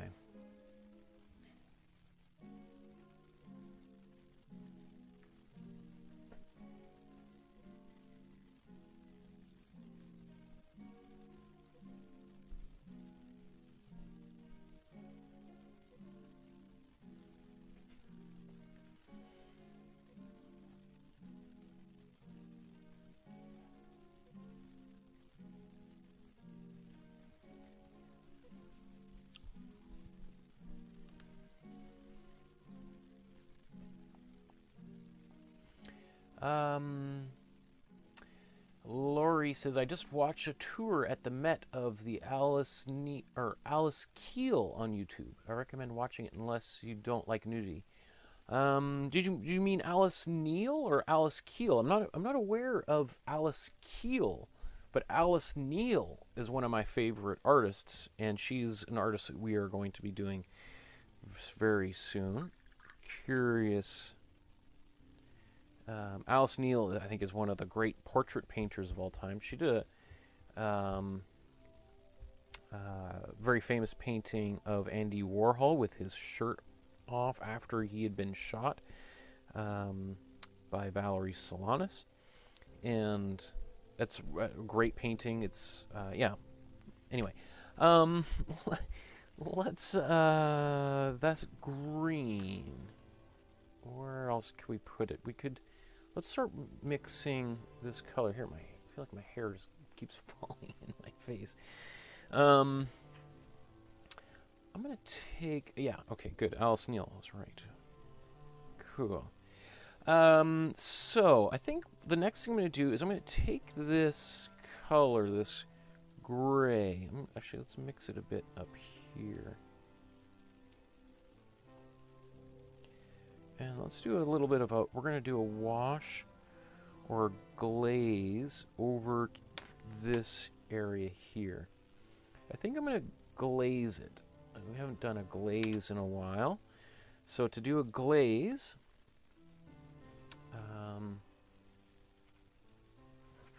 I'm going to take the glazing fluid. So this is golden satin glazing liquid. This is...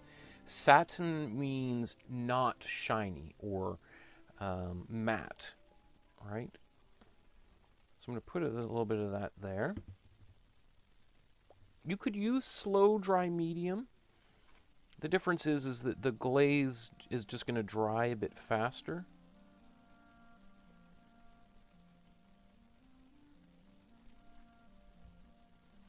And so what this does is going to give it a bit more of a transparent quality.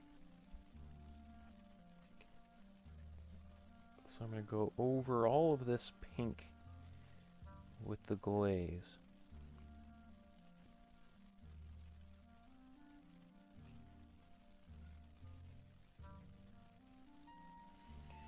And now you can see we start getting the same kind of quality in the original.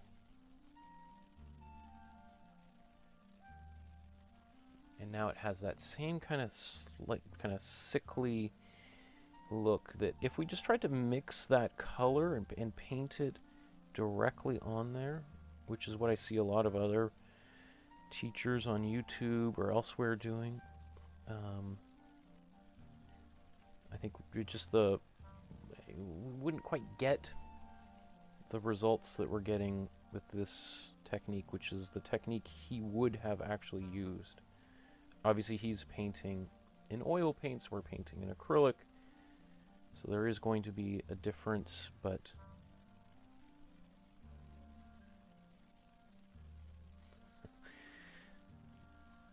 okay.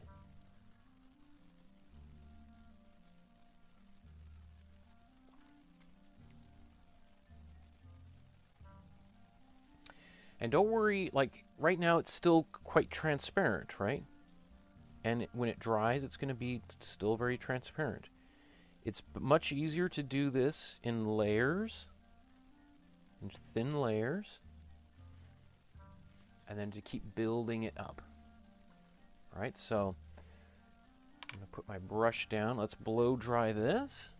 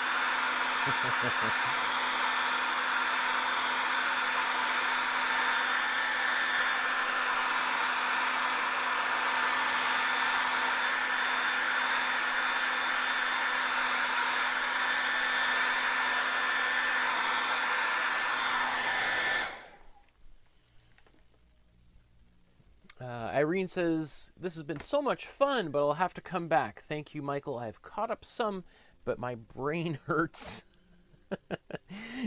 So you're taking a break. I totally get it. Yeah. So I'm going to go back over here.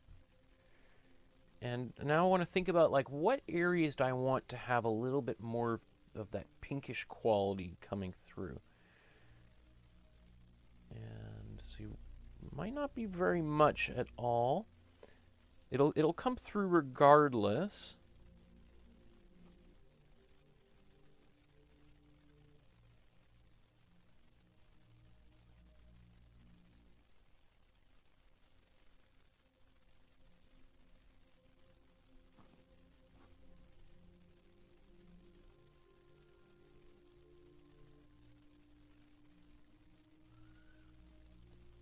I think glazing is probably one of the least used techniques by contemporary artists. I'm not sure really why. I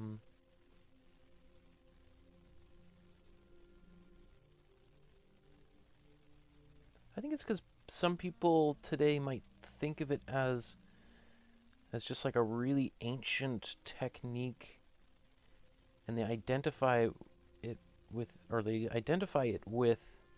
sort of outdated, ancient paintings, and they want their paintings to feel fresh and new. But really, it's such a useful technique. You could say, well, paintbrushes are an ancient tool. Why are we still use paintbrushes? But people don't question that, right? Okay, let's see. I'm going to continue glazing. I'm going to do one more pass. Right now, this is a little bit... It's still very pink, right? Which is not surprising because we painted pink underneath it. So it's kind of mixing with the blue and creating a bit of a purple almost, right? On its own, if I just look at it without looking at the original, I think it's pretty cool, right? It's only when I put this side by side, I go, oh, maybe it needs to be a little bit more bit more greenish. So in that case, I'm going to take a bit of cool blue and add like literally a tiny bit to this mixture, to my glaze. In fact, let's put a bit more glazing medium on here. You don't need much, right? You saw I just put basically 2 drops on there.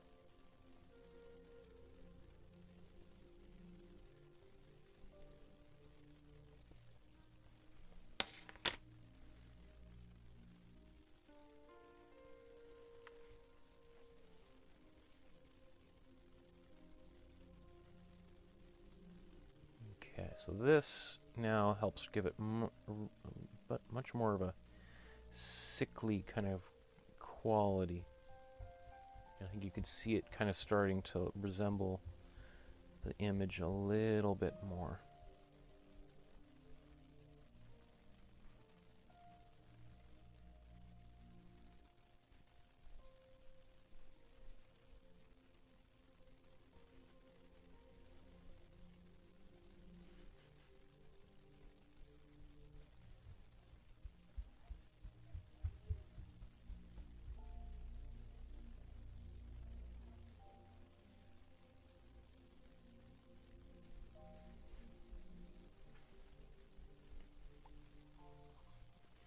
So I could also take this same glaze and I could put it in other places if I wanted. I could potentially do a little bit of this, use it even up in here. In fact, let's take this same glaze. You can see how subtle it is, right? It barely changes anything.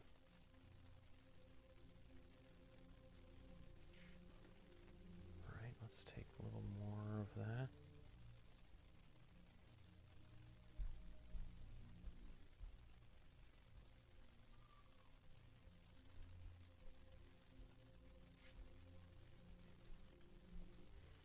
So this is basically, this is like our cool yellow in the glaze.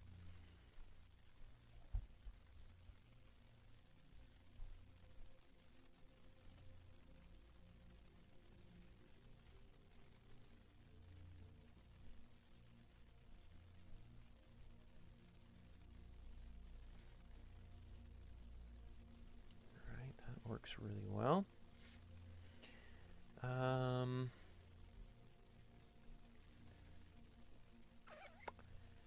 Let's come back down here.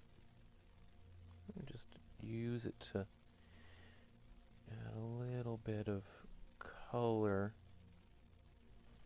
Super subtle, right? Into some of these places, even on top of this watch face.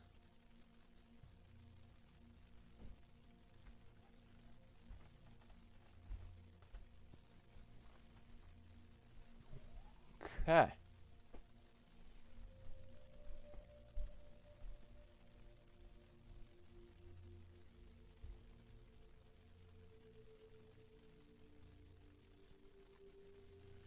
It just sort of cuts a little bit of the luminosity of some of those other colors. Like you could see how well that worked up in here.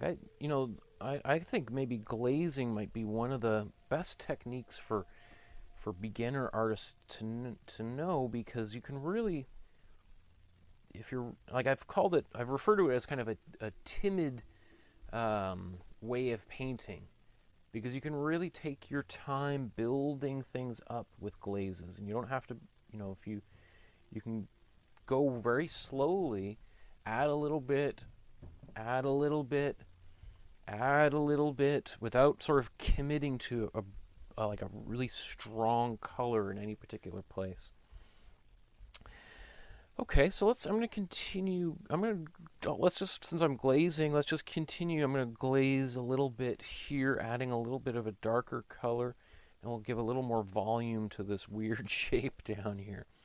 So to do that, let's just take, some of this color that's drying out here. Let's just mix it into the glaze. Maybe I'll add a little bit more glaze in here.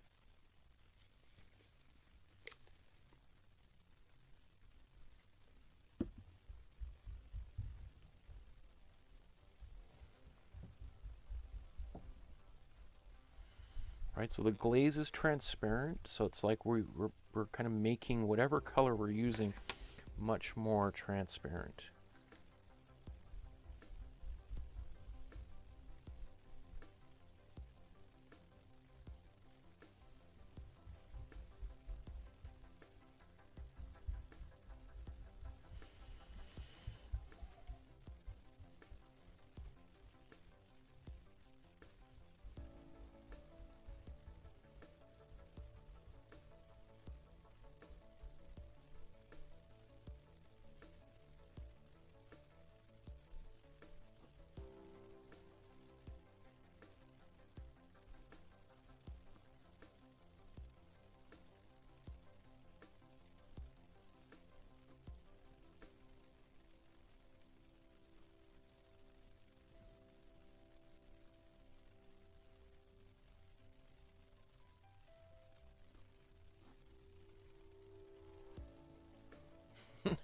I'm not exactly sure what's going on in some of these shapes, so it's kind of ridiculous to try to capture some of these details of this bizarre character. That's a little bit too blue, so I need to darken it down. So I'm just going to mix my warm blue and my cool blue back together again. And add some warm red.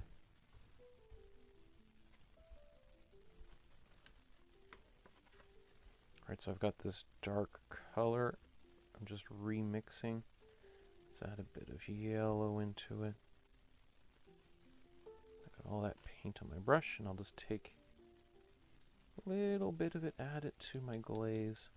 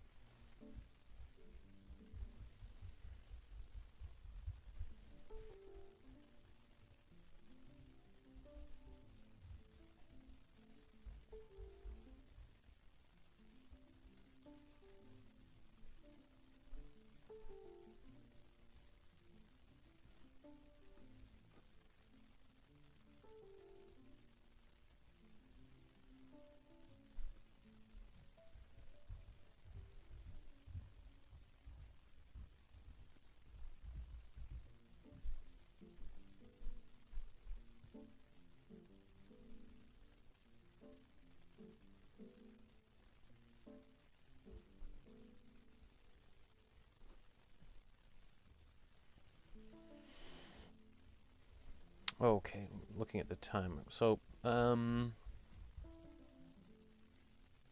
you can really, if we take this back here, you can really dive into this and add as much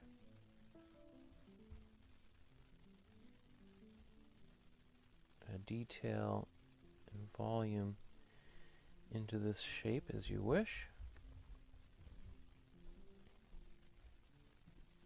It's interesting how I've changed this shape in here. I wonder.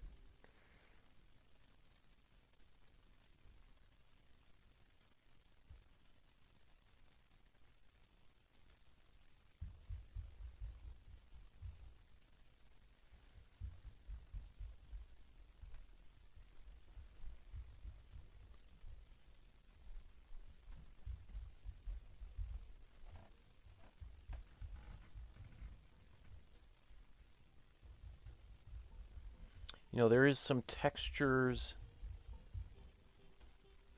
in this ground that I probably am not going to be able to, just won't have time to get to.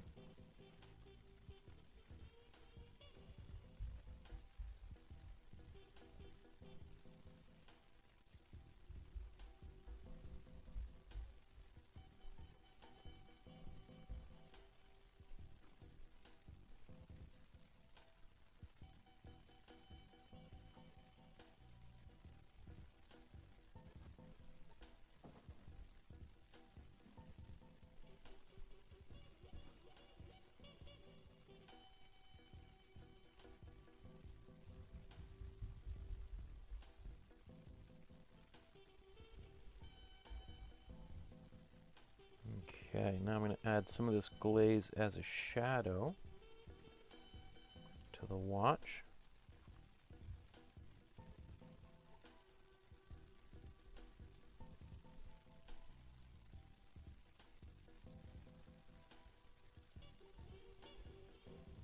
And just blend it out.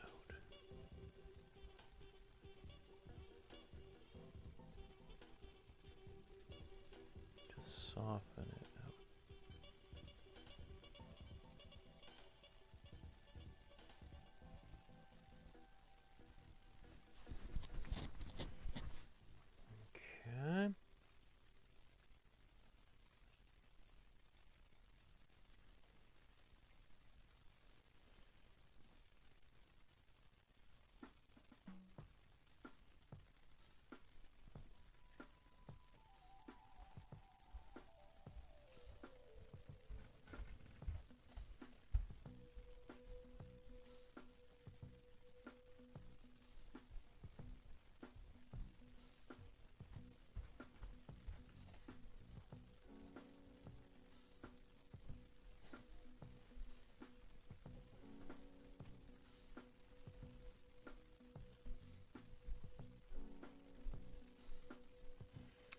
Some of these hairs now.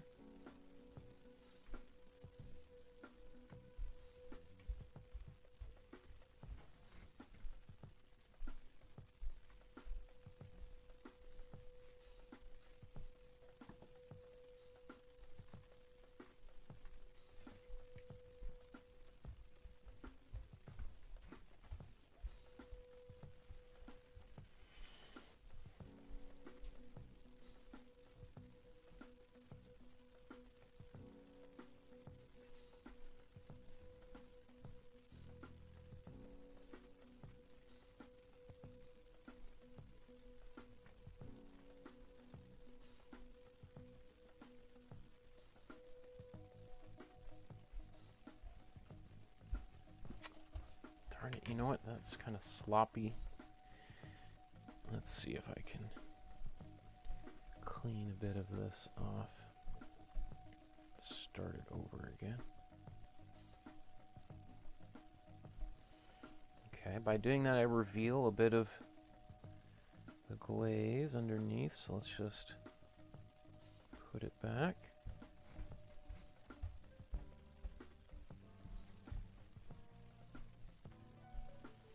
I'm going to blow dry things just again.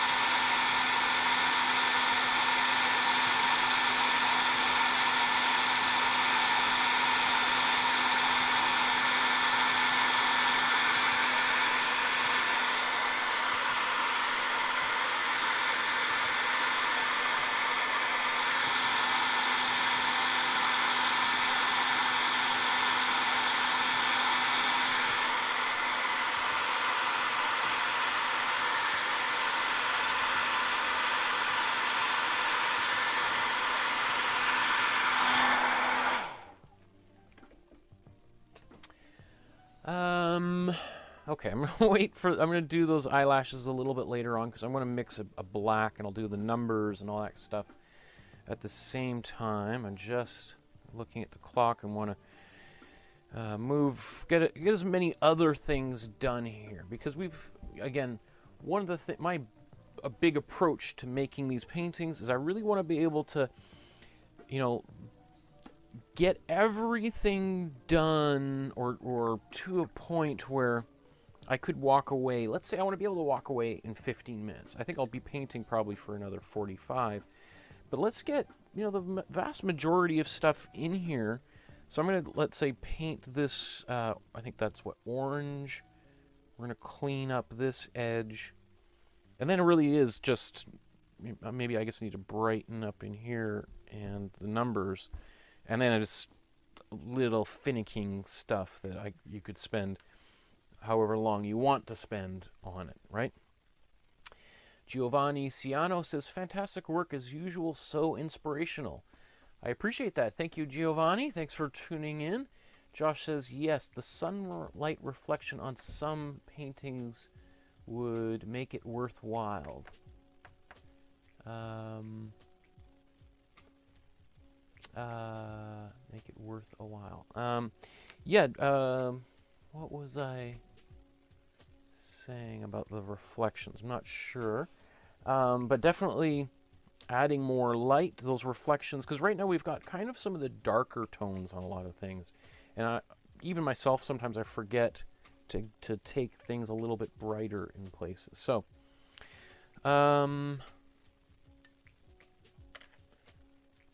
let's go to the orange next. What is that?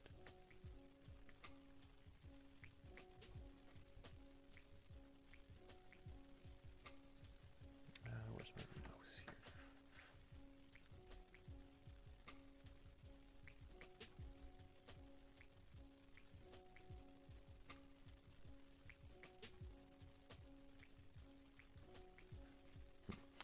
Okay, I guess it looks, there's more space around the edges on some screens than others, isn't it? Now that I look at it on two different screens. Okay, so this orange is going to be basically our warm red and warm yellow.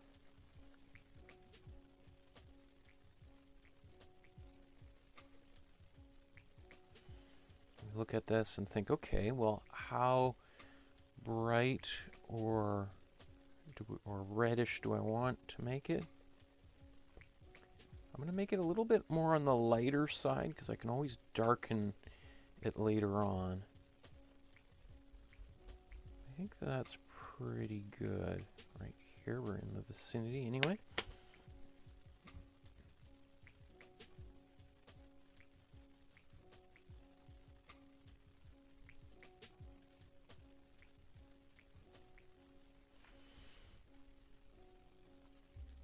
Now this is a pretty weak color in terms of transparency, right? So it's not going to cover much. I could add a little bit of white in there if I wanted to cover some of these darker areas.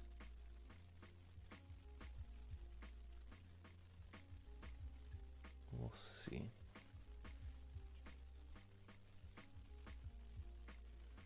But I think some parts of this, you know, I will be doing kind of maybe a white glaze or some highlights on as a glaze anyway. So, in fact, let's just take a bit of white and add that,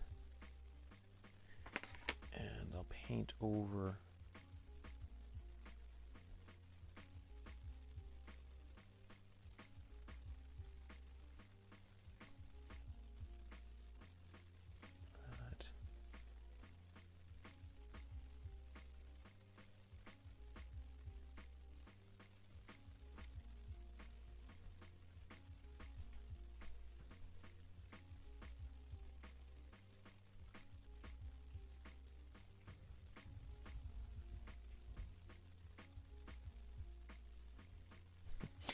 The sink in my studio has all of a sudden started to drip.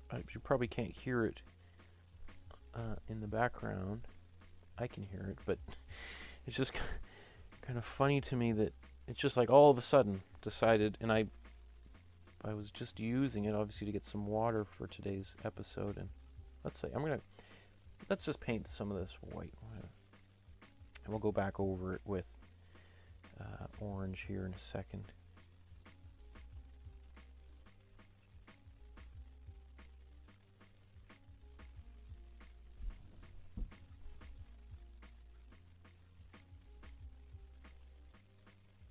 The brush I'm using is maybe a little bit too big for some of these fine details. So let's just...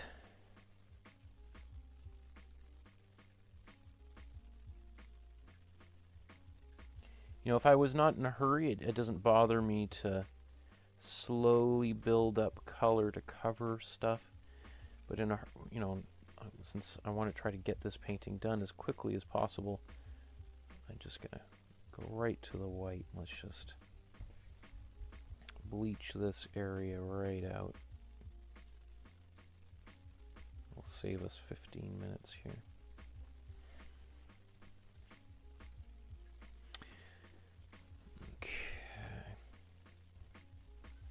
And you know, maybe while we're on this same track, I'm just going to take some white and clean up this edge.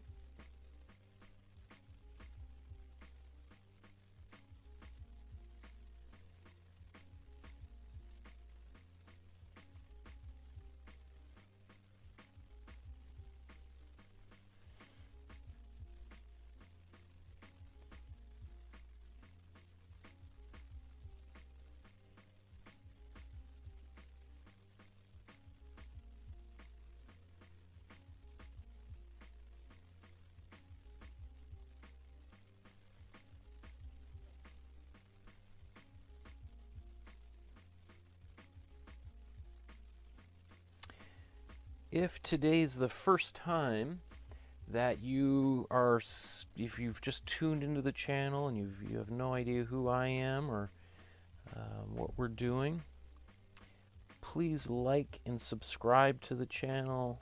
Hit the notification bell so you see upcoming classes. I'm here every Tuesday and Thursday afternoon, same time, same place. For the past year, I've been here doing this. And painting different paintings every single week. On Thursday, I have a painting that I think is going to be a lot of fun. It's going to be a bit of a surprise for reasons that will become clear. It's a very fun painting. Kind of a silly painting,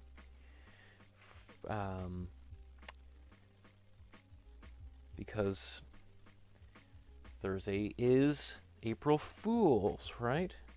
It's kind of, I don't want to give it away because it's April Fool's, so you'll have to kind of see. Even just me mentioning the fact that it's April Fool's sort of ruins the whole idea, but.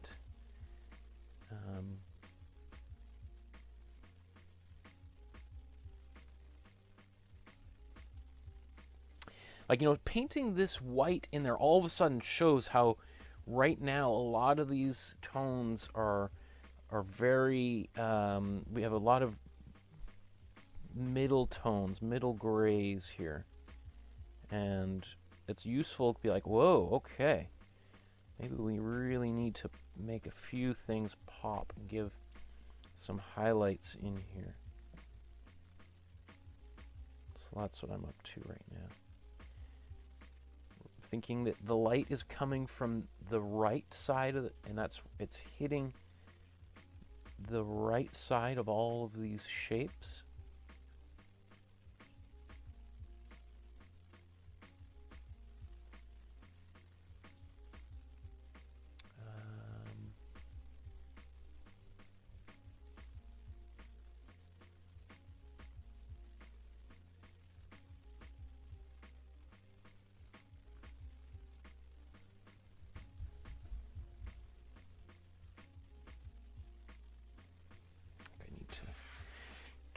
turn this around here.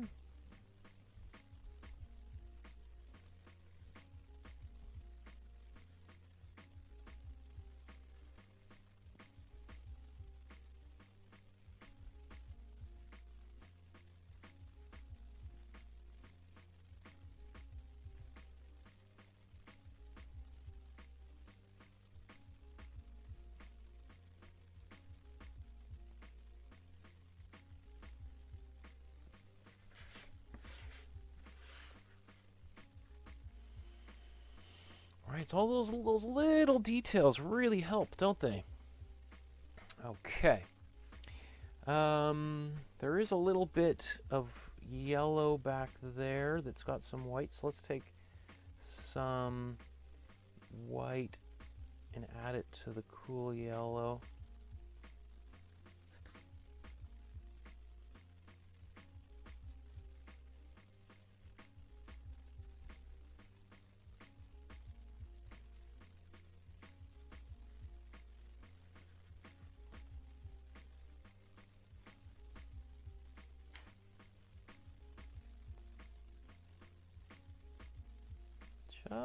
It's like, again, almost like glazing here. Just being kind of subtle here, adding a bit. Like little highlights, little pops.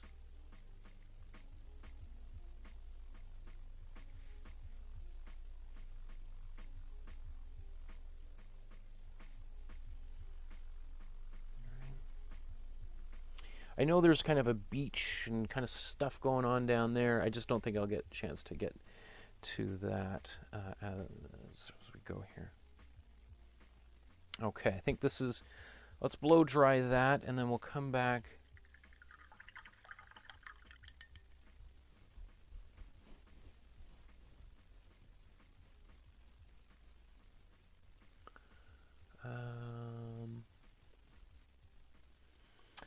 Ace says, "Hi, Michael. I forgot what glazing is."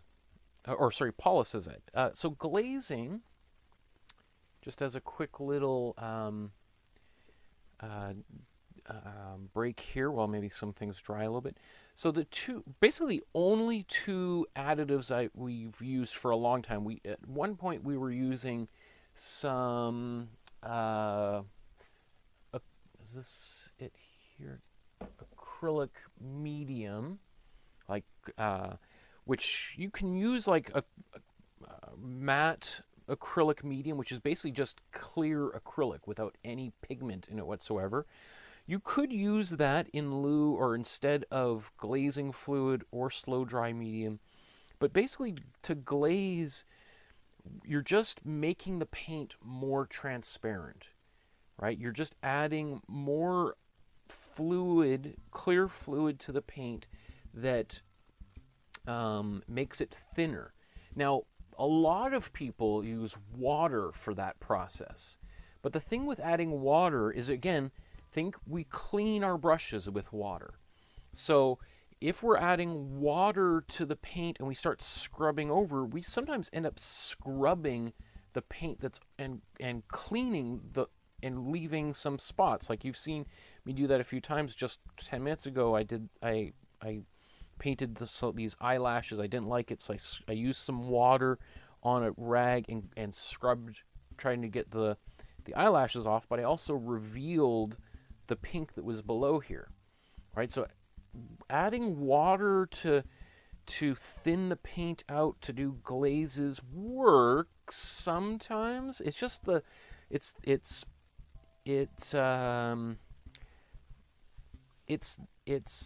if you need to use it, and when we did the intro to painting class, I used that method a number of times just to show people that you can do it.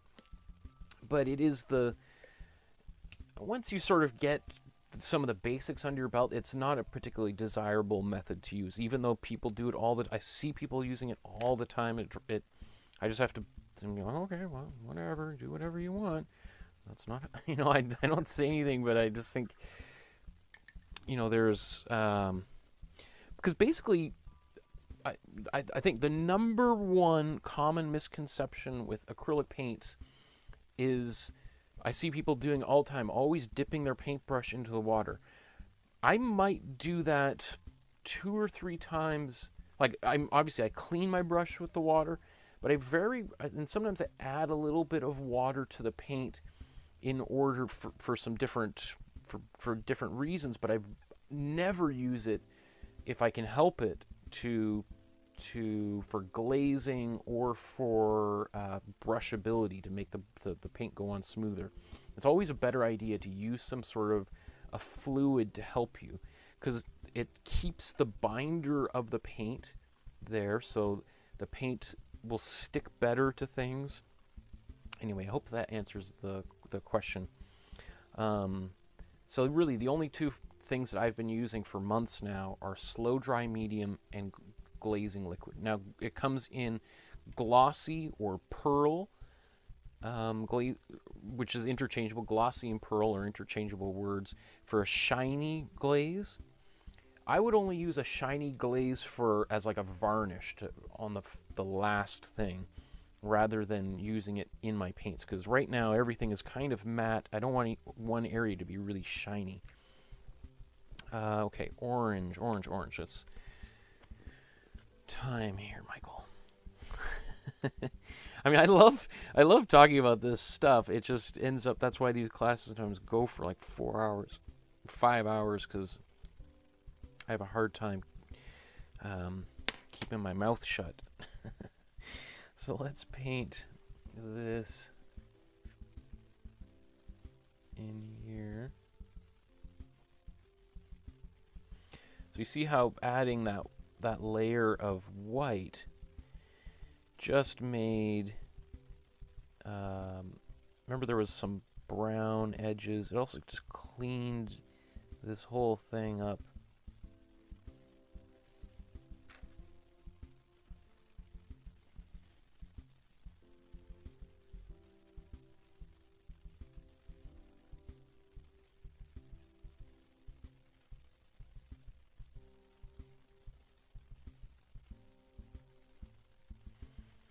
You know, one of the things I think is going to be the most interesting is if you make this painting, and one day when you can go to New York, when the world is back to normal, if it ever returns to normal, you can go to New York and you can see this painting, and you'll be amazed that it's actually about this size, or might even be a little bit smaller than, you know, I'm painting on a 9x11 size canvas. You'll be like, whoa, that's incredible.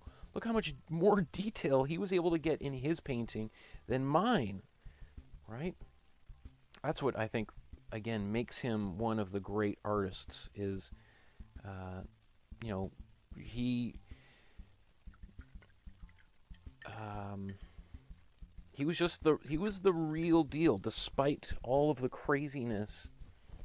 You know, I think about that a few times. Like, I've seen, you know, I think another example I can think of someone who's kind of weird and strange, but is the real deal, is the musician Beck. I don't know if anyone knows who Beck is. He's still making music, still makes some great music. Was kind of a big 90s, you know, grunge rock musician.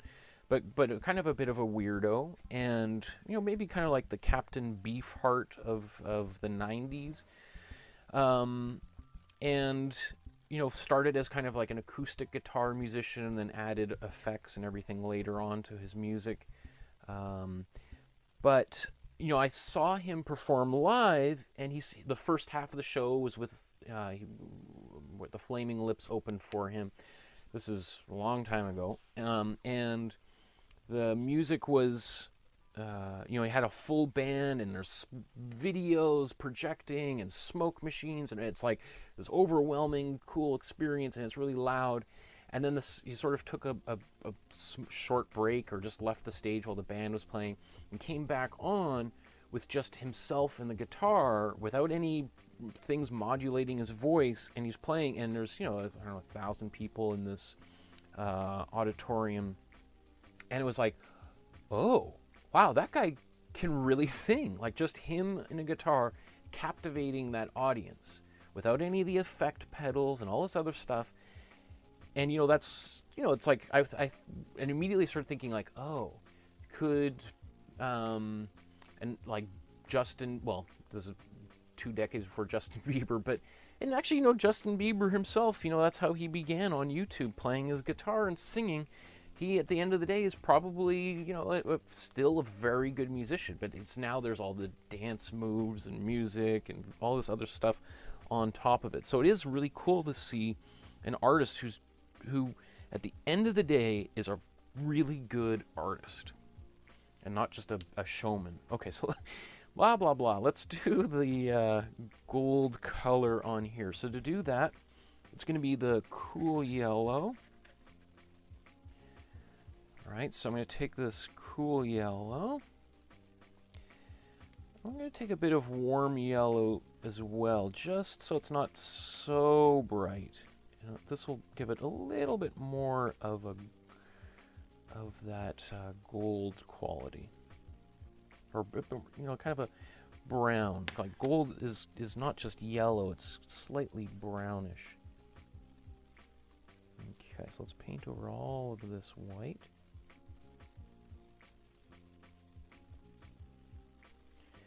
And once we get this in, we'll modify it. Make some parts brighter or darker as needed.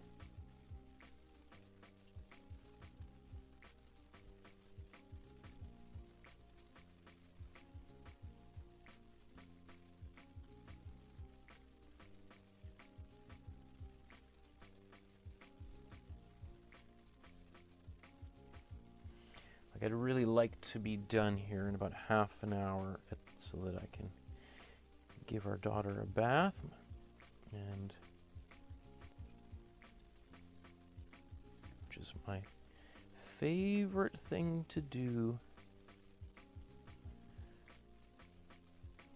I spent past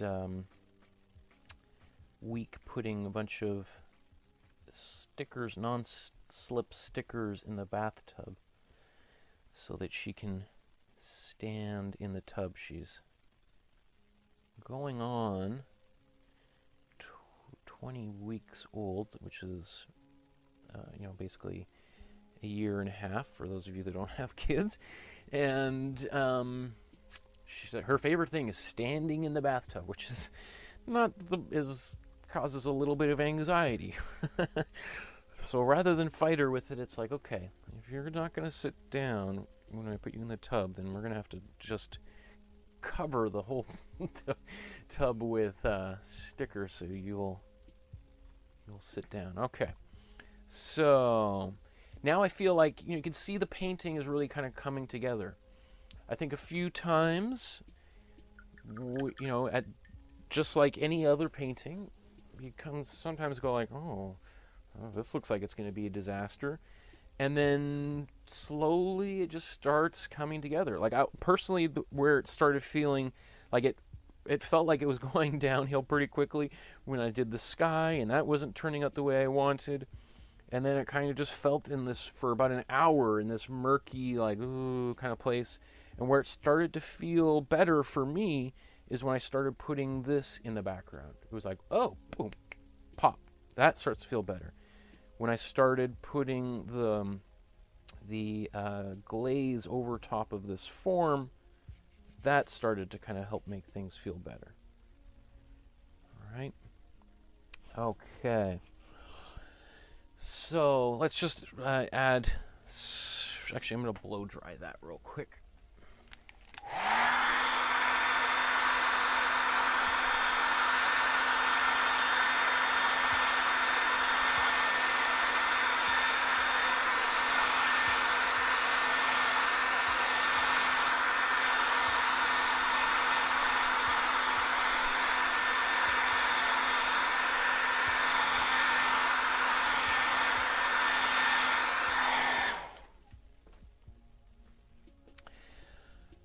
Okay, so for this darker, to make this a bit of a darker, we're just going to make basically a brown.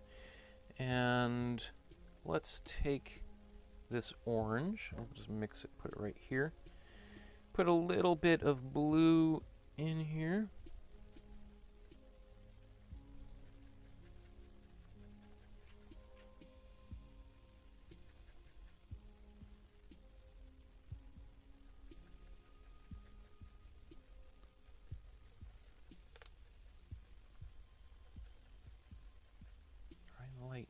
just a bit, so I don't want to make it too dark just yet. Okay.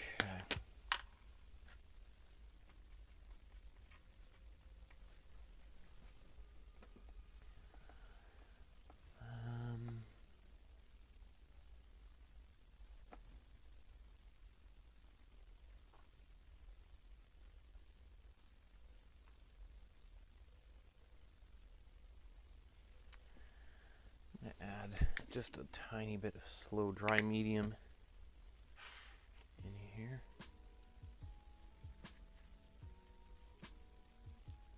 Again, rather than water, the slow dry medium makes it a little bit more brushable, a little easier to paint. You can see I'm kind of going right in the middle here. Because we have, like, in the shadow there's some reflected light, so we can modify that with a different color.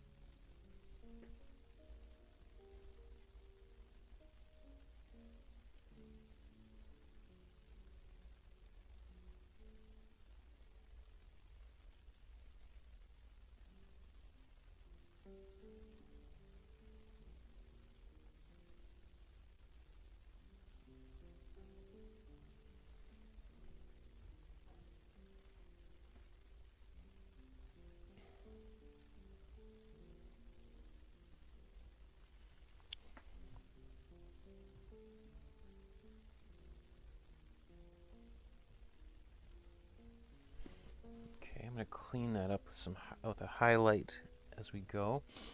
That reflected light is a bit of got a greenish quality to it, so I'm just going to take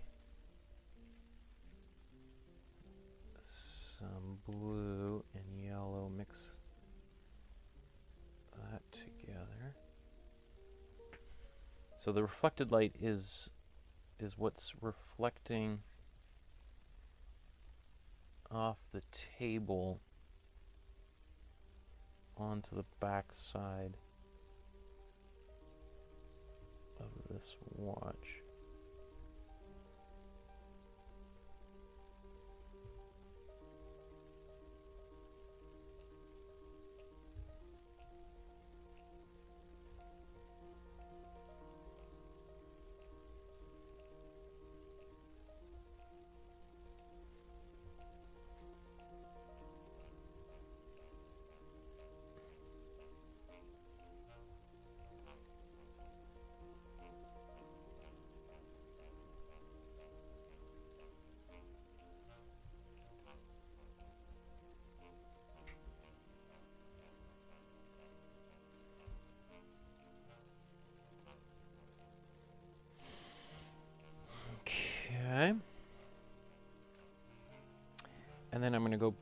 the other way and put some highlights in here with this cold yellow and white.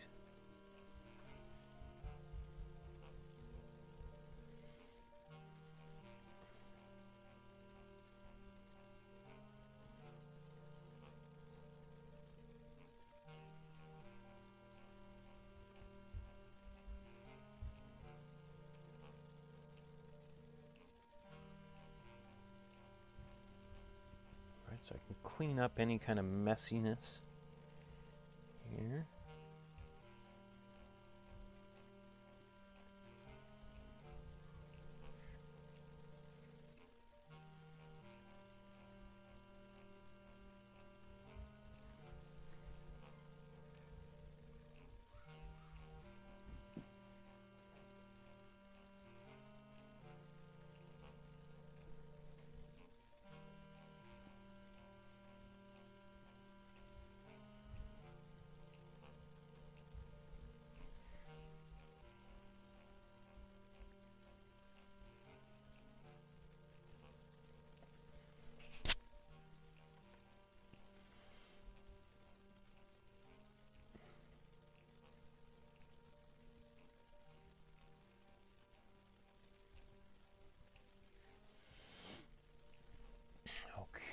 Okay.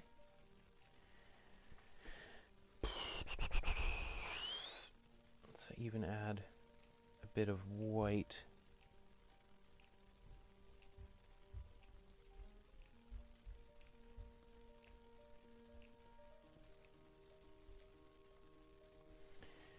Just straight up white.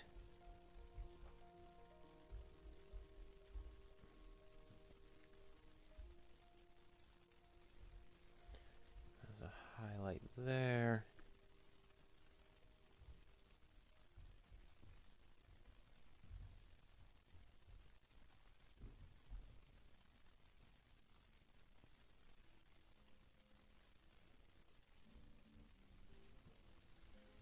There and there. Cool. I'll do...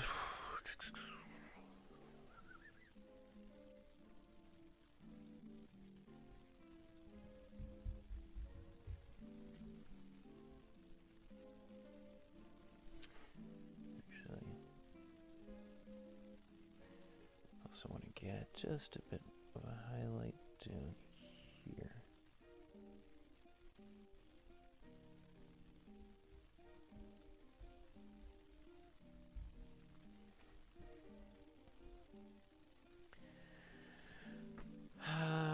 Okay.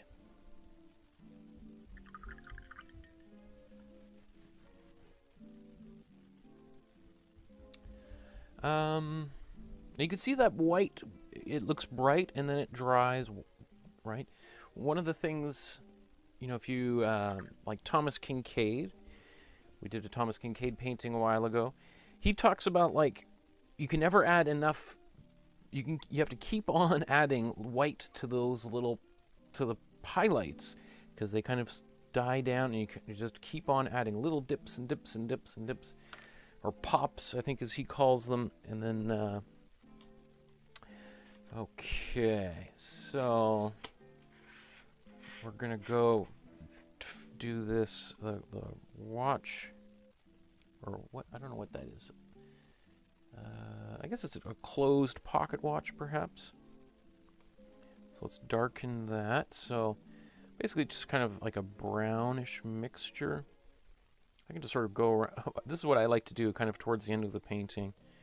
Is just kind of take some of the colors from some of these other places and use them as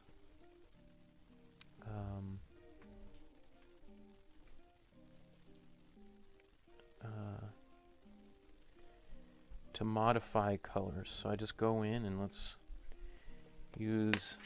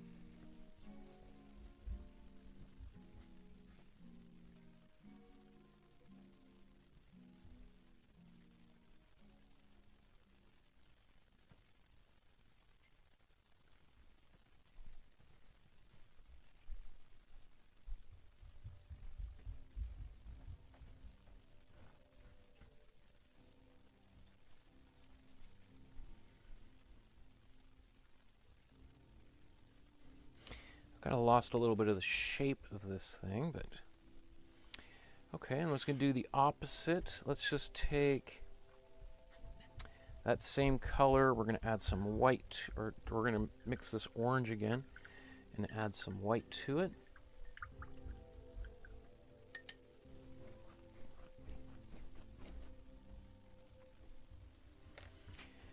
So take our warm red, warm yellow, and let's just lighten it up for some highlights. Right, it goes a little bit peachy.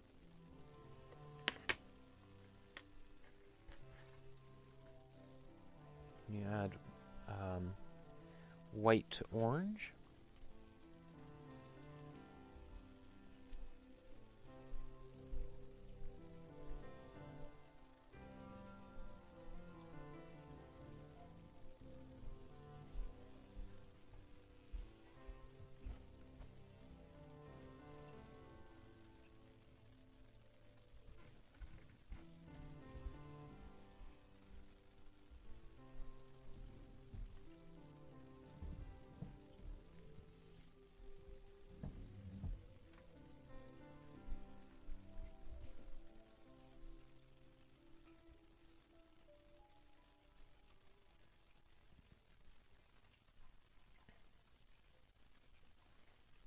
Okay, let's go even more intense with the white.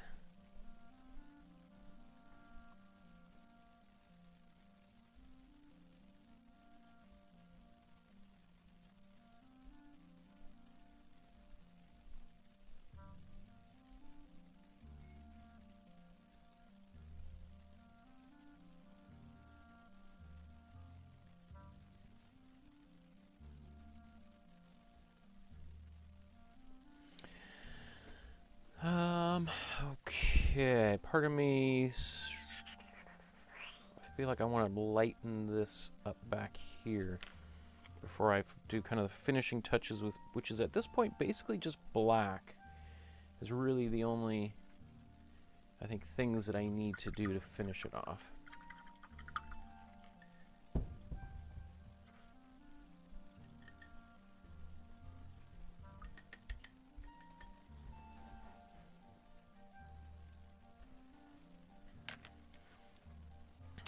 Okay, so this area here, well, I guess, you know, I'm going to put the ants in and all that stuff, but I'm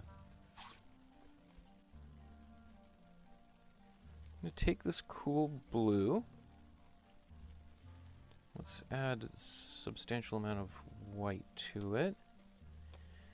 And let's see if I can just scrape up a bit of other colors to help make a bit of a gray.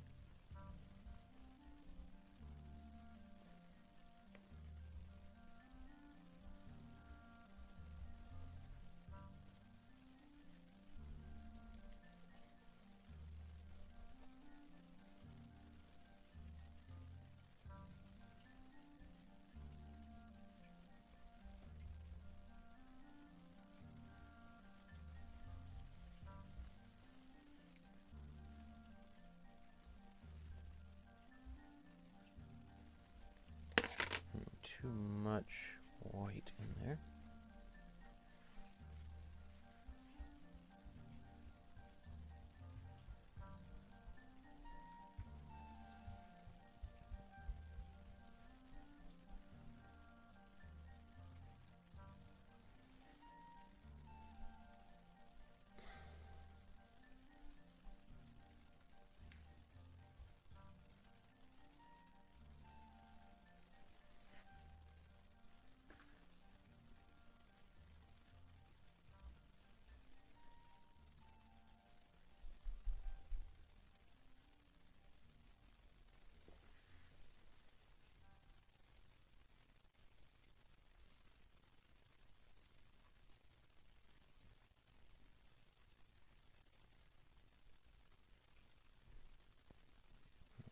Okay.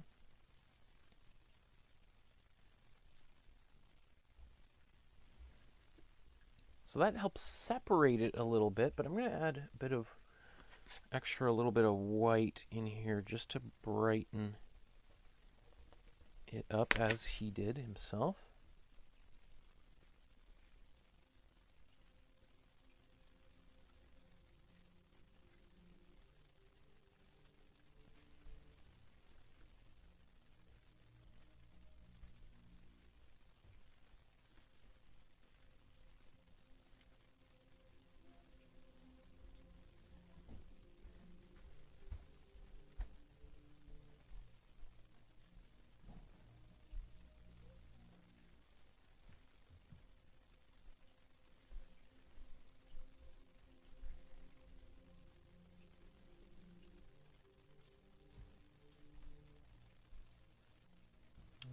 Keep on going. I'm going to brighten that up one more time.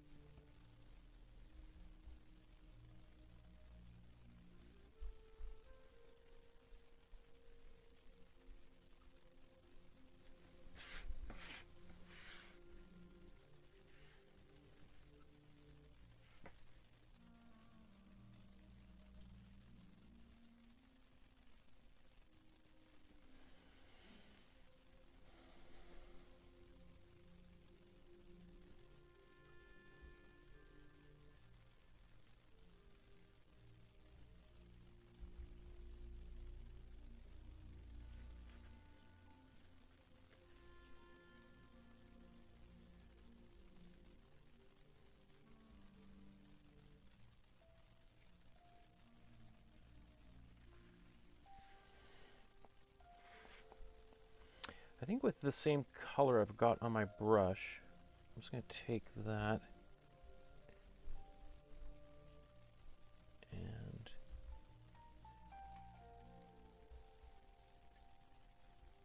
just that.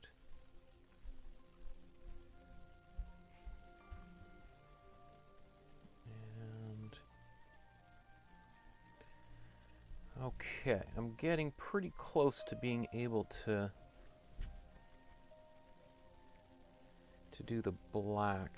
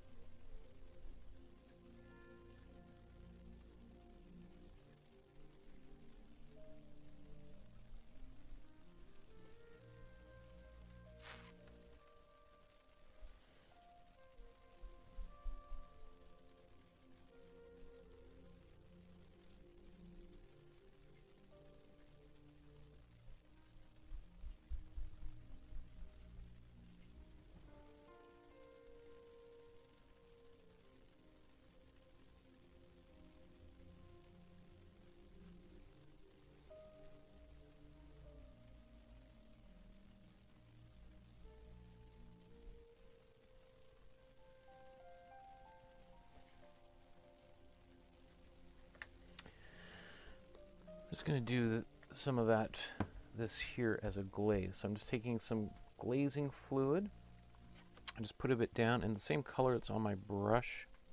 Just putting this down here so that I can take the same dark color, blend it out under here.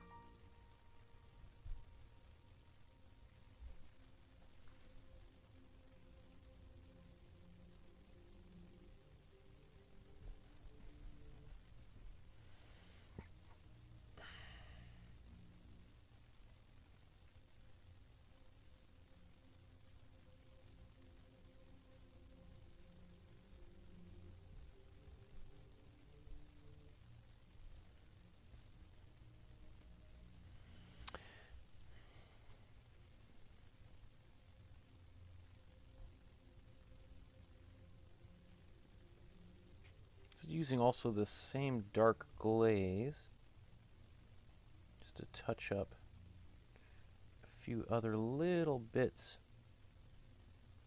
that, there we go.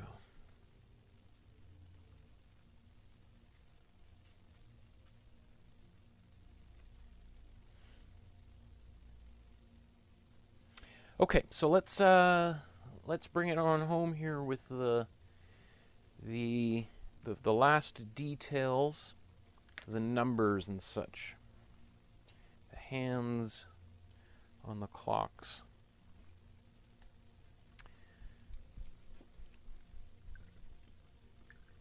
And I feel pretty good about this, where we're at right now.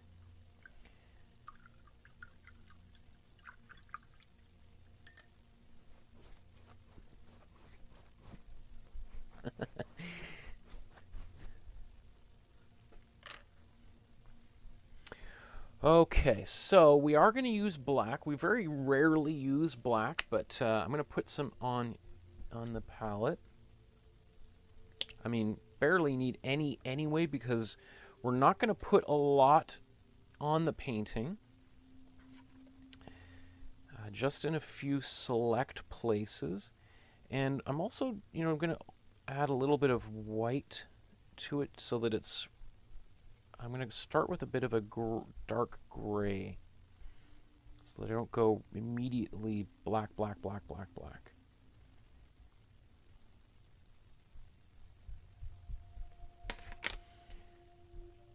And I'm going to take this dark, dark gray,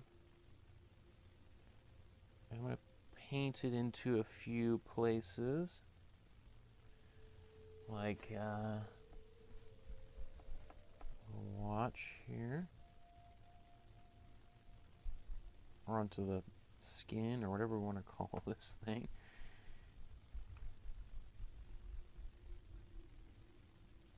And this might be dark enough. We might not need to go black in here.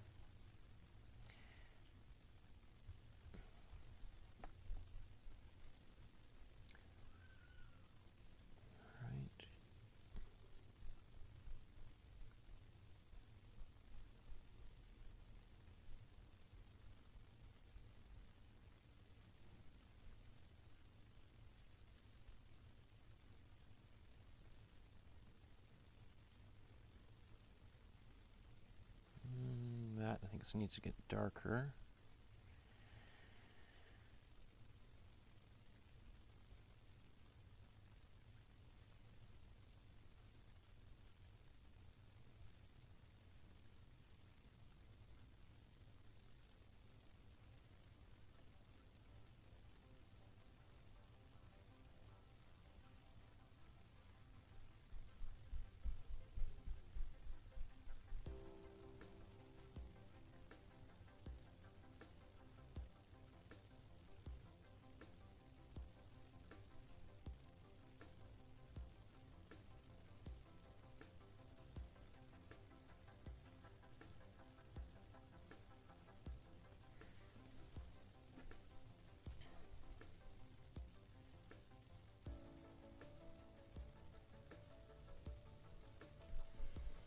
Add just some glazing fluid here, so if I want to thin things out, I can.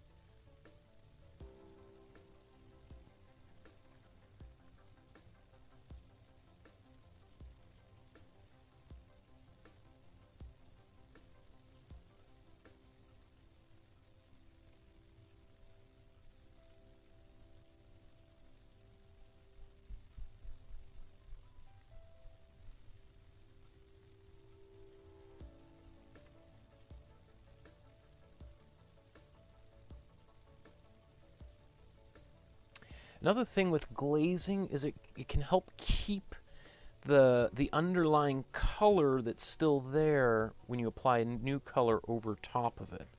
So it kind of helps integrate whatever you're doing a little bit better than just painting that color directly onto these surfaces. All right, I can soften this up a bit.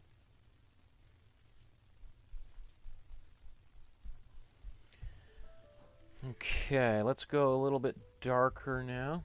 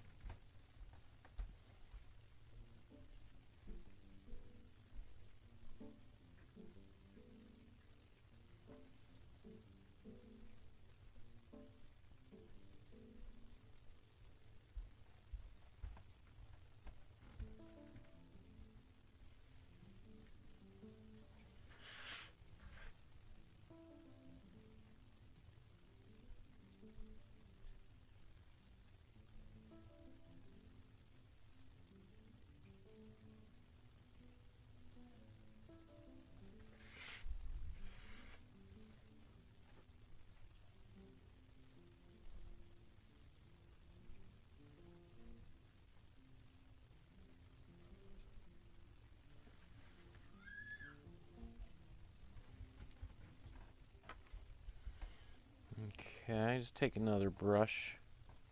It's going to soften this. This is, again, one of the advantages of the glazing fluid is you put something in there and you can kind of blend it around a bit and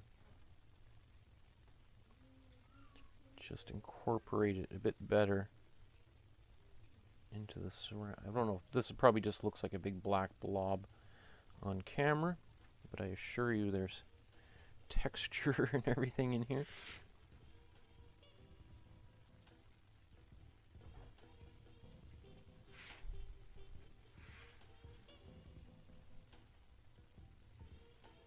Oh, yeah, yeah.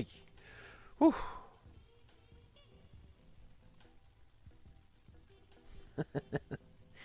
Always a little stressful when you drop the paintbrush on top of the painting, and how do you keep it from falling? Now, one of the things you generally want to keep black, if you have pure, unadulterated black, as close to the foreground as possible. You don't really want to be putting like black, black, black in the background. Even as we start painting some of these numbers and stuff back there, I'm going to add a little bit of gray to them, just as I've done around here. Right, I'm painting a bit of the black in the foreground.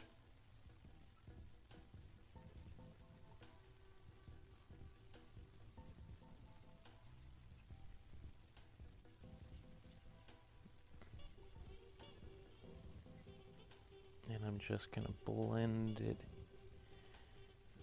in here.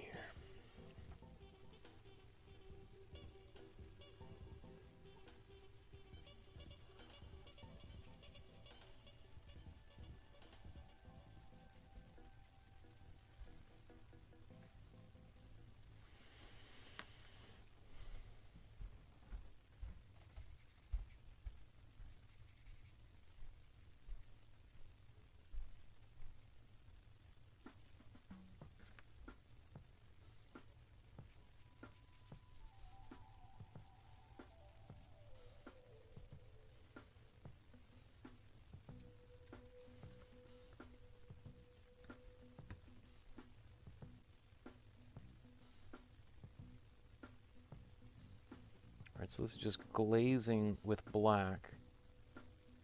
There were some patchy things in the foreground. Can just clean all that up.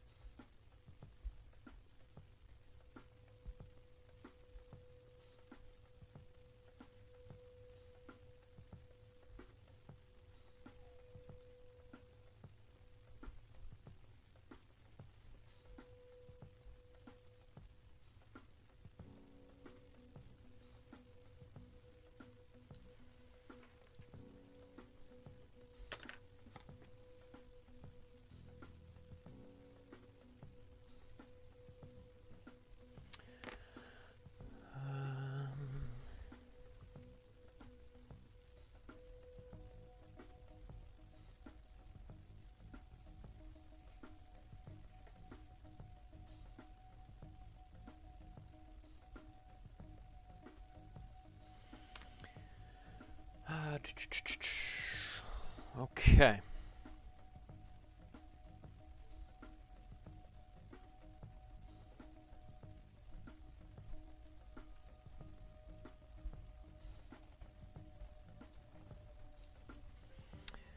Just gonna put these brushes in the water, clean them off. And really, I think we're just now at the final stages. And here's Mark joining us from Santa Barbara. Hi, Mark. How are you doing tonight?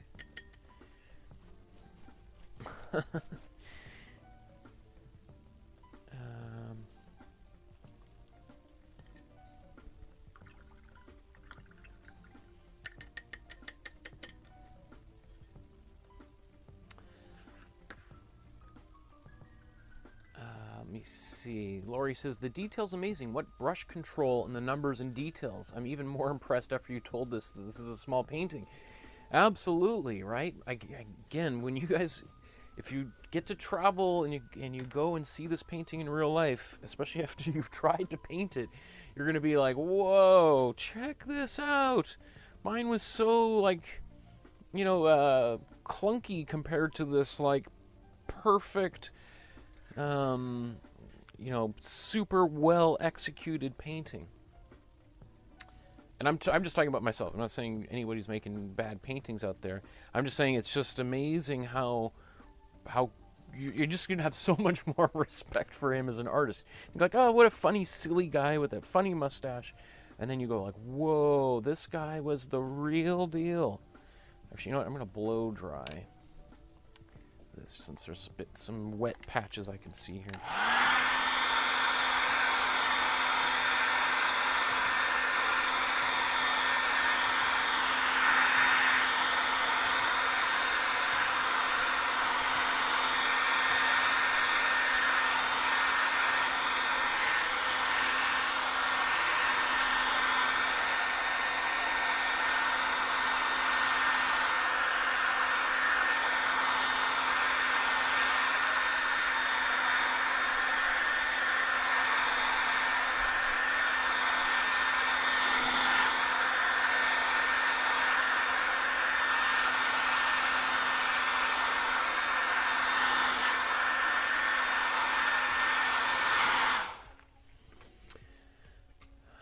Okay, so let's get into the final details here, numbers and such. Well, let's see, I'm going to work from some of the darker areas up.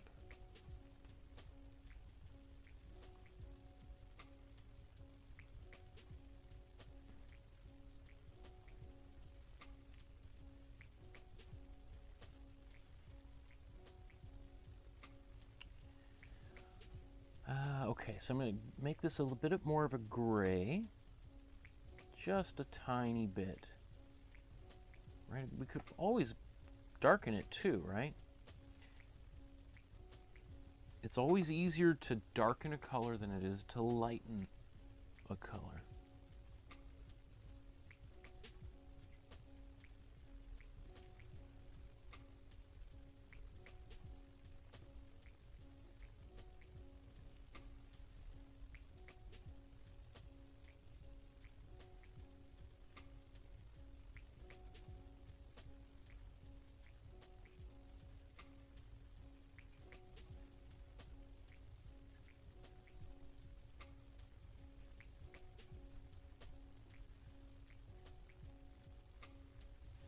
Yeah, you know, I would say probably, I mean, seeing this painting in person was probably my most, the aspect of visiting when I first visited the MoMA for the very first time, seeing how small this painting was, that's probably the thing I remember most about that entire experience, to be quite frank.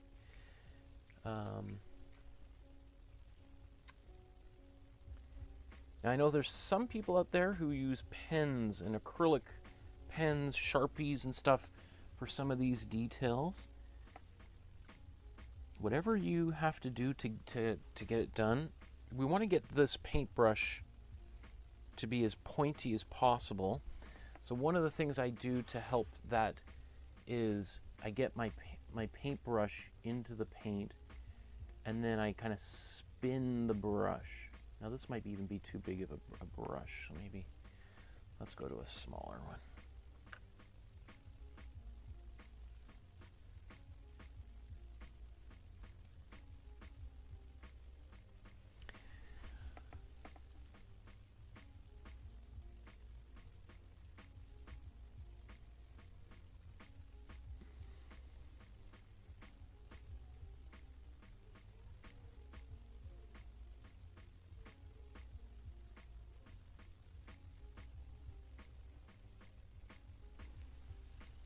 This takes some patience to do this kind of thing.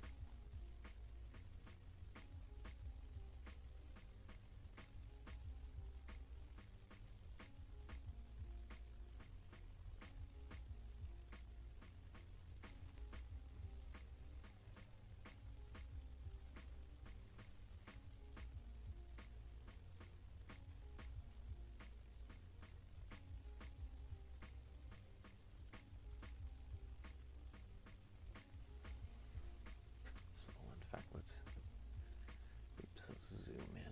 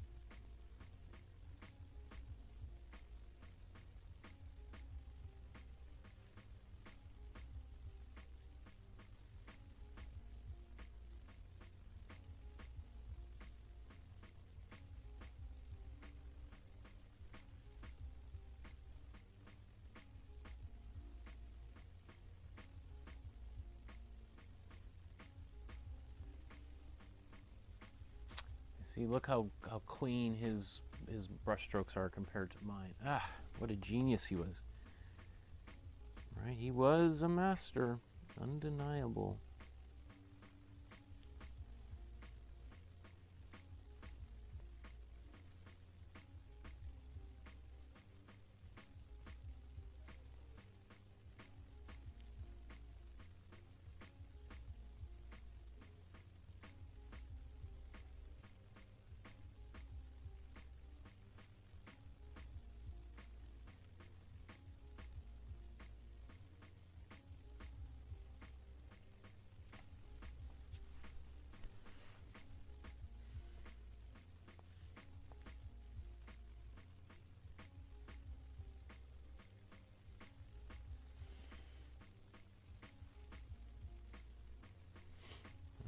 Okay.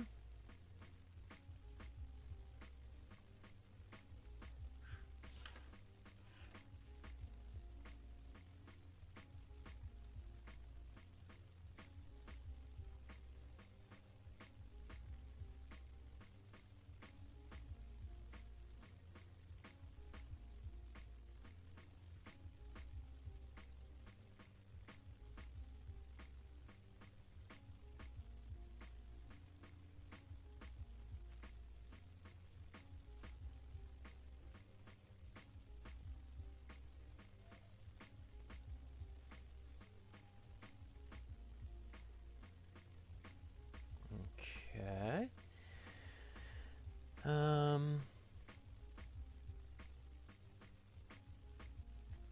So to do this, let me see.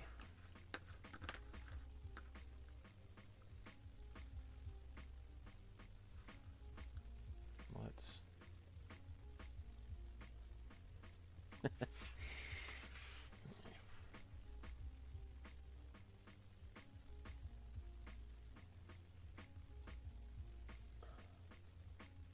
this right up there, and then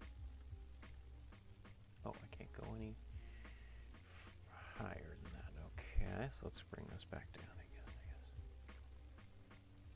Oh no, I'm looking at the wrong place. I got confused.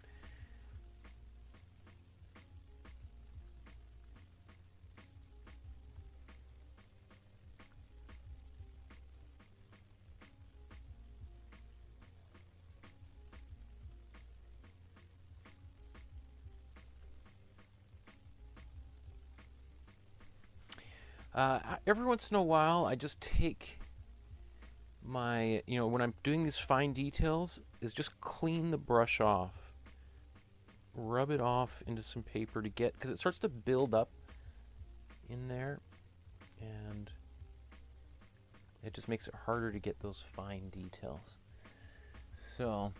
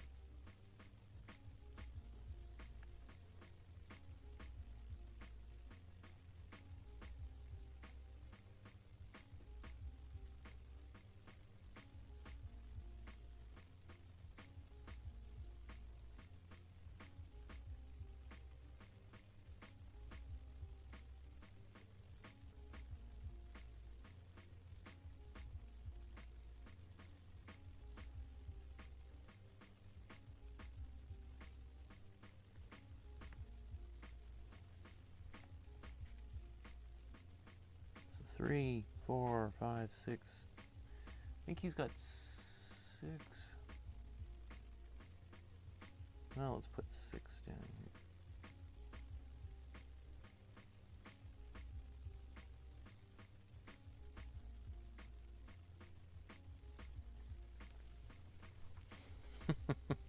Now there is shadows there. Do I want to do the shadow? I don't know if I just have time to. There's a shadow underneath that arm. I might just push ahead here. Okay.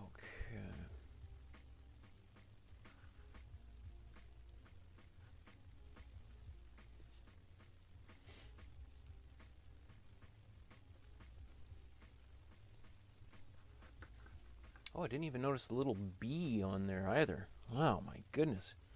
So much detail. I'm going to do just a few ants here. I'll make them much bigger than his.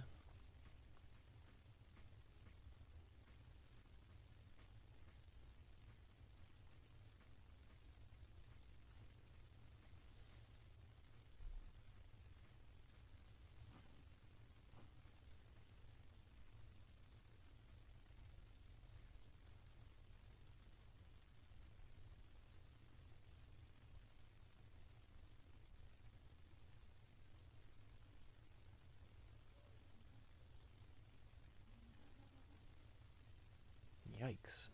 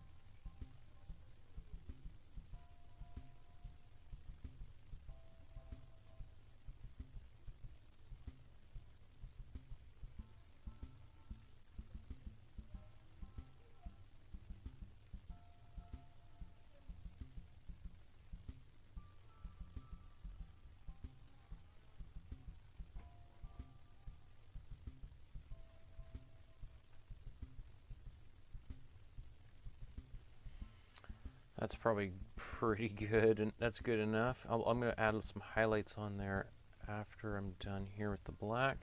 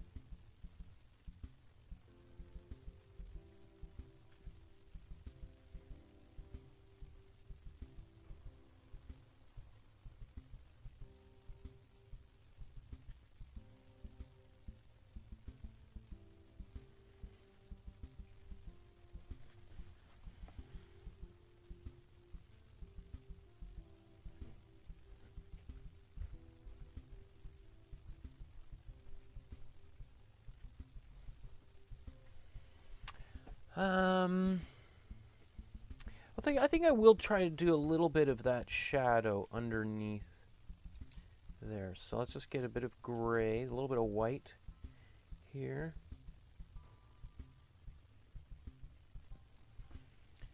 And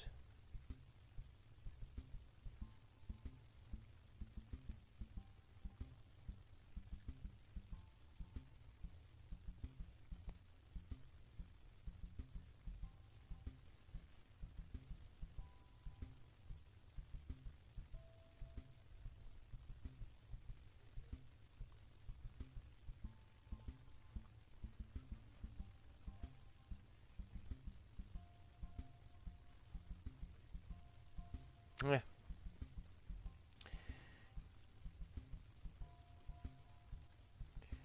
Okay, and then lastly,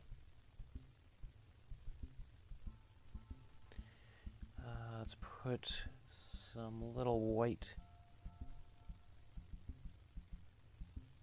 highlights.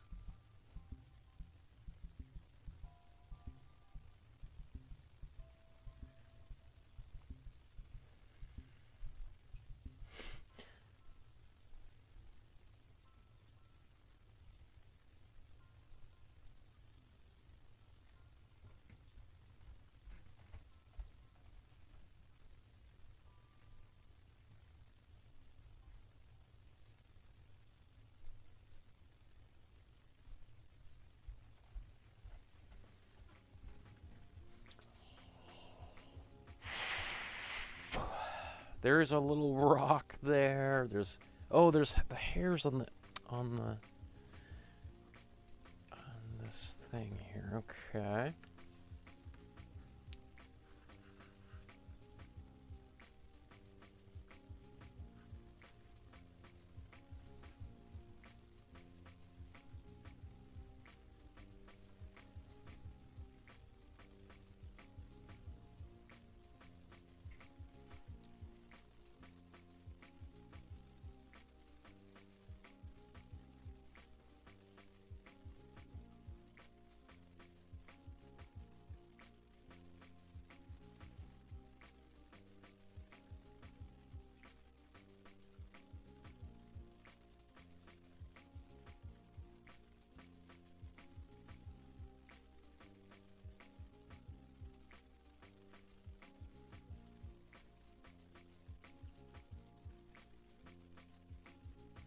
You know, some people, when they're painting, like miniature artists who make miniatures, use very fine brushes, and they often use like magnifying glasses.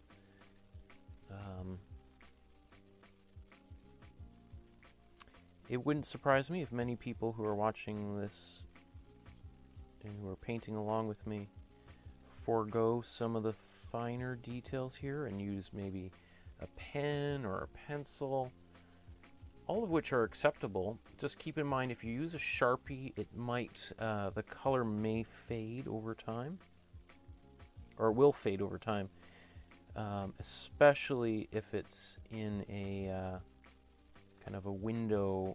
If you hang this painting next to a window, it'll go kind of purple pretty quickly, and also have a bit of a shine to it.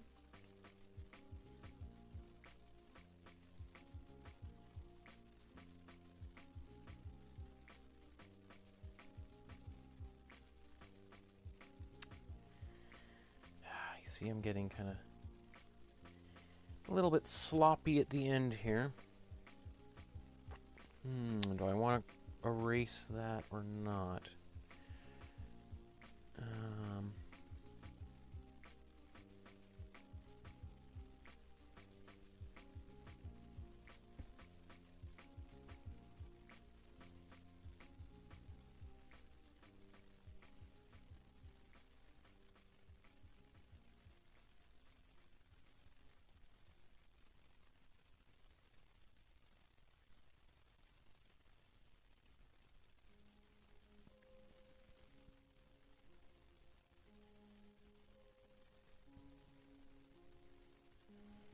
Now he's got his lashes going even higher and further.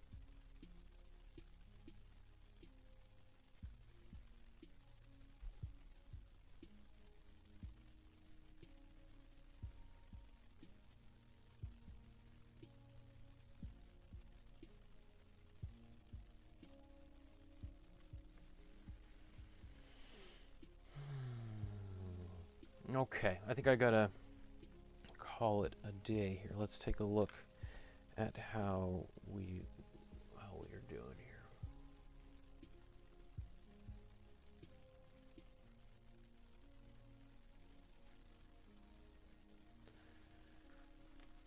Okay. So, do I want to do anything over here? I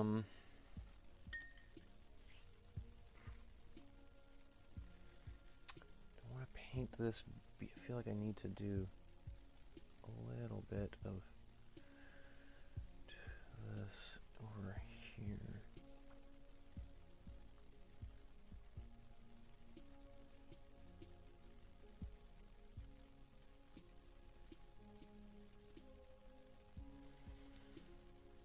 I'm going to use just a bit of glazing fluid and some warm yellow.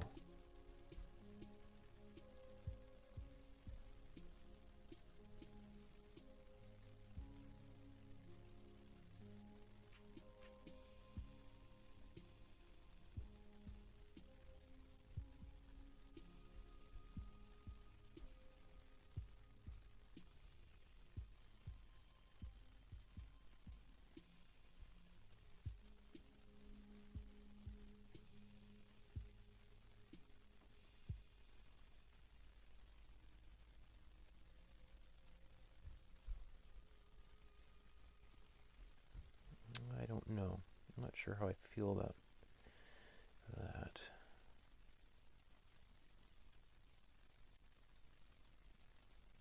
It looks a bit like an afterthought, doesn't it?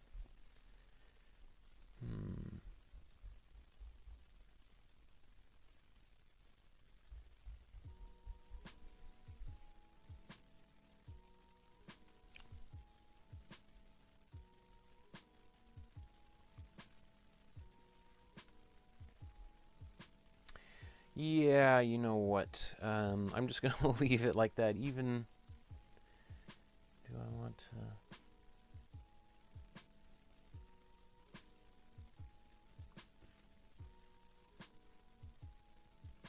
Yeah.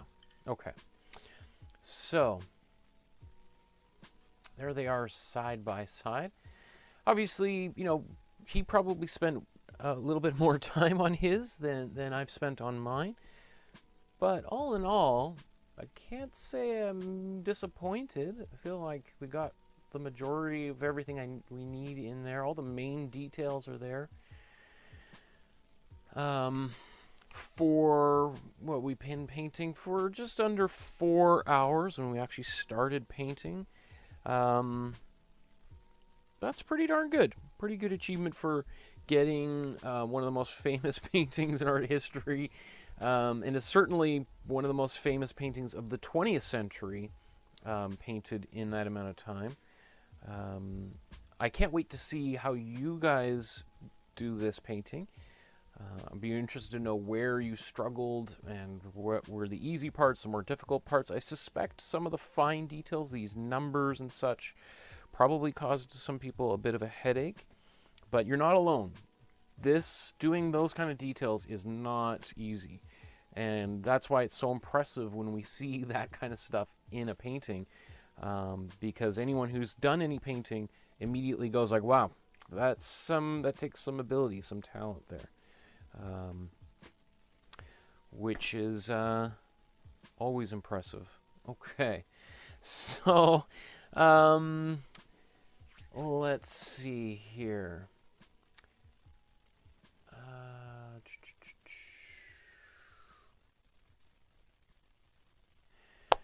Okay, well, if you enjoyed today's episode, again, please like, subscribe to the channel. I know many of you already have, but about half of the people who watch every single one of these episodes are seeing me for the first time and haven't subscribed to the channel. So all of that helps me. It helps other people find out about it. We saw a bunch of people who were just joining us in the chat for the very first time, or at least I've never seen them in the chat. Maybe they're there all the time and it's the first time they've spoken up. So that's the result of people sharing the video, liking the video, subscribing to the channel, etc. I would love to see your version of the painting. Click on the Facebook group below so you can join it and upload your version. I'd love to see that. On Thursday, we've got a surprise painting for April Fools, and I'm not even going to tell you until it's posted on the Facebook group, and then we will do that at 4 o'clock Pacific, Vancouver, Los Angeles time on Thursday. And there might be a special painting over the holiday, over the Easter holiday. I have a couple things in mind for that, so there might, stay tuned for that. Another reason to subscribe to the channel and join the Facebook group. If you're feeling generous, you could also leave a donation via PayPal below. There's a link to that. And that also really helps. There's a few people who donated some sizable donations this past week. So I really, really appreciate that, because that helps pay for things like the brushes I bought. And all those, you know, that encourages me to make more of these paintings. Okay. So thank you, everybody. We'll see you guys in a few days on Thursday. Otherwise, enjoy the rest of your evening. Stay safe. And until then, good night, everybody. We'll see you soon.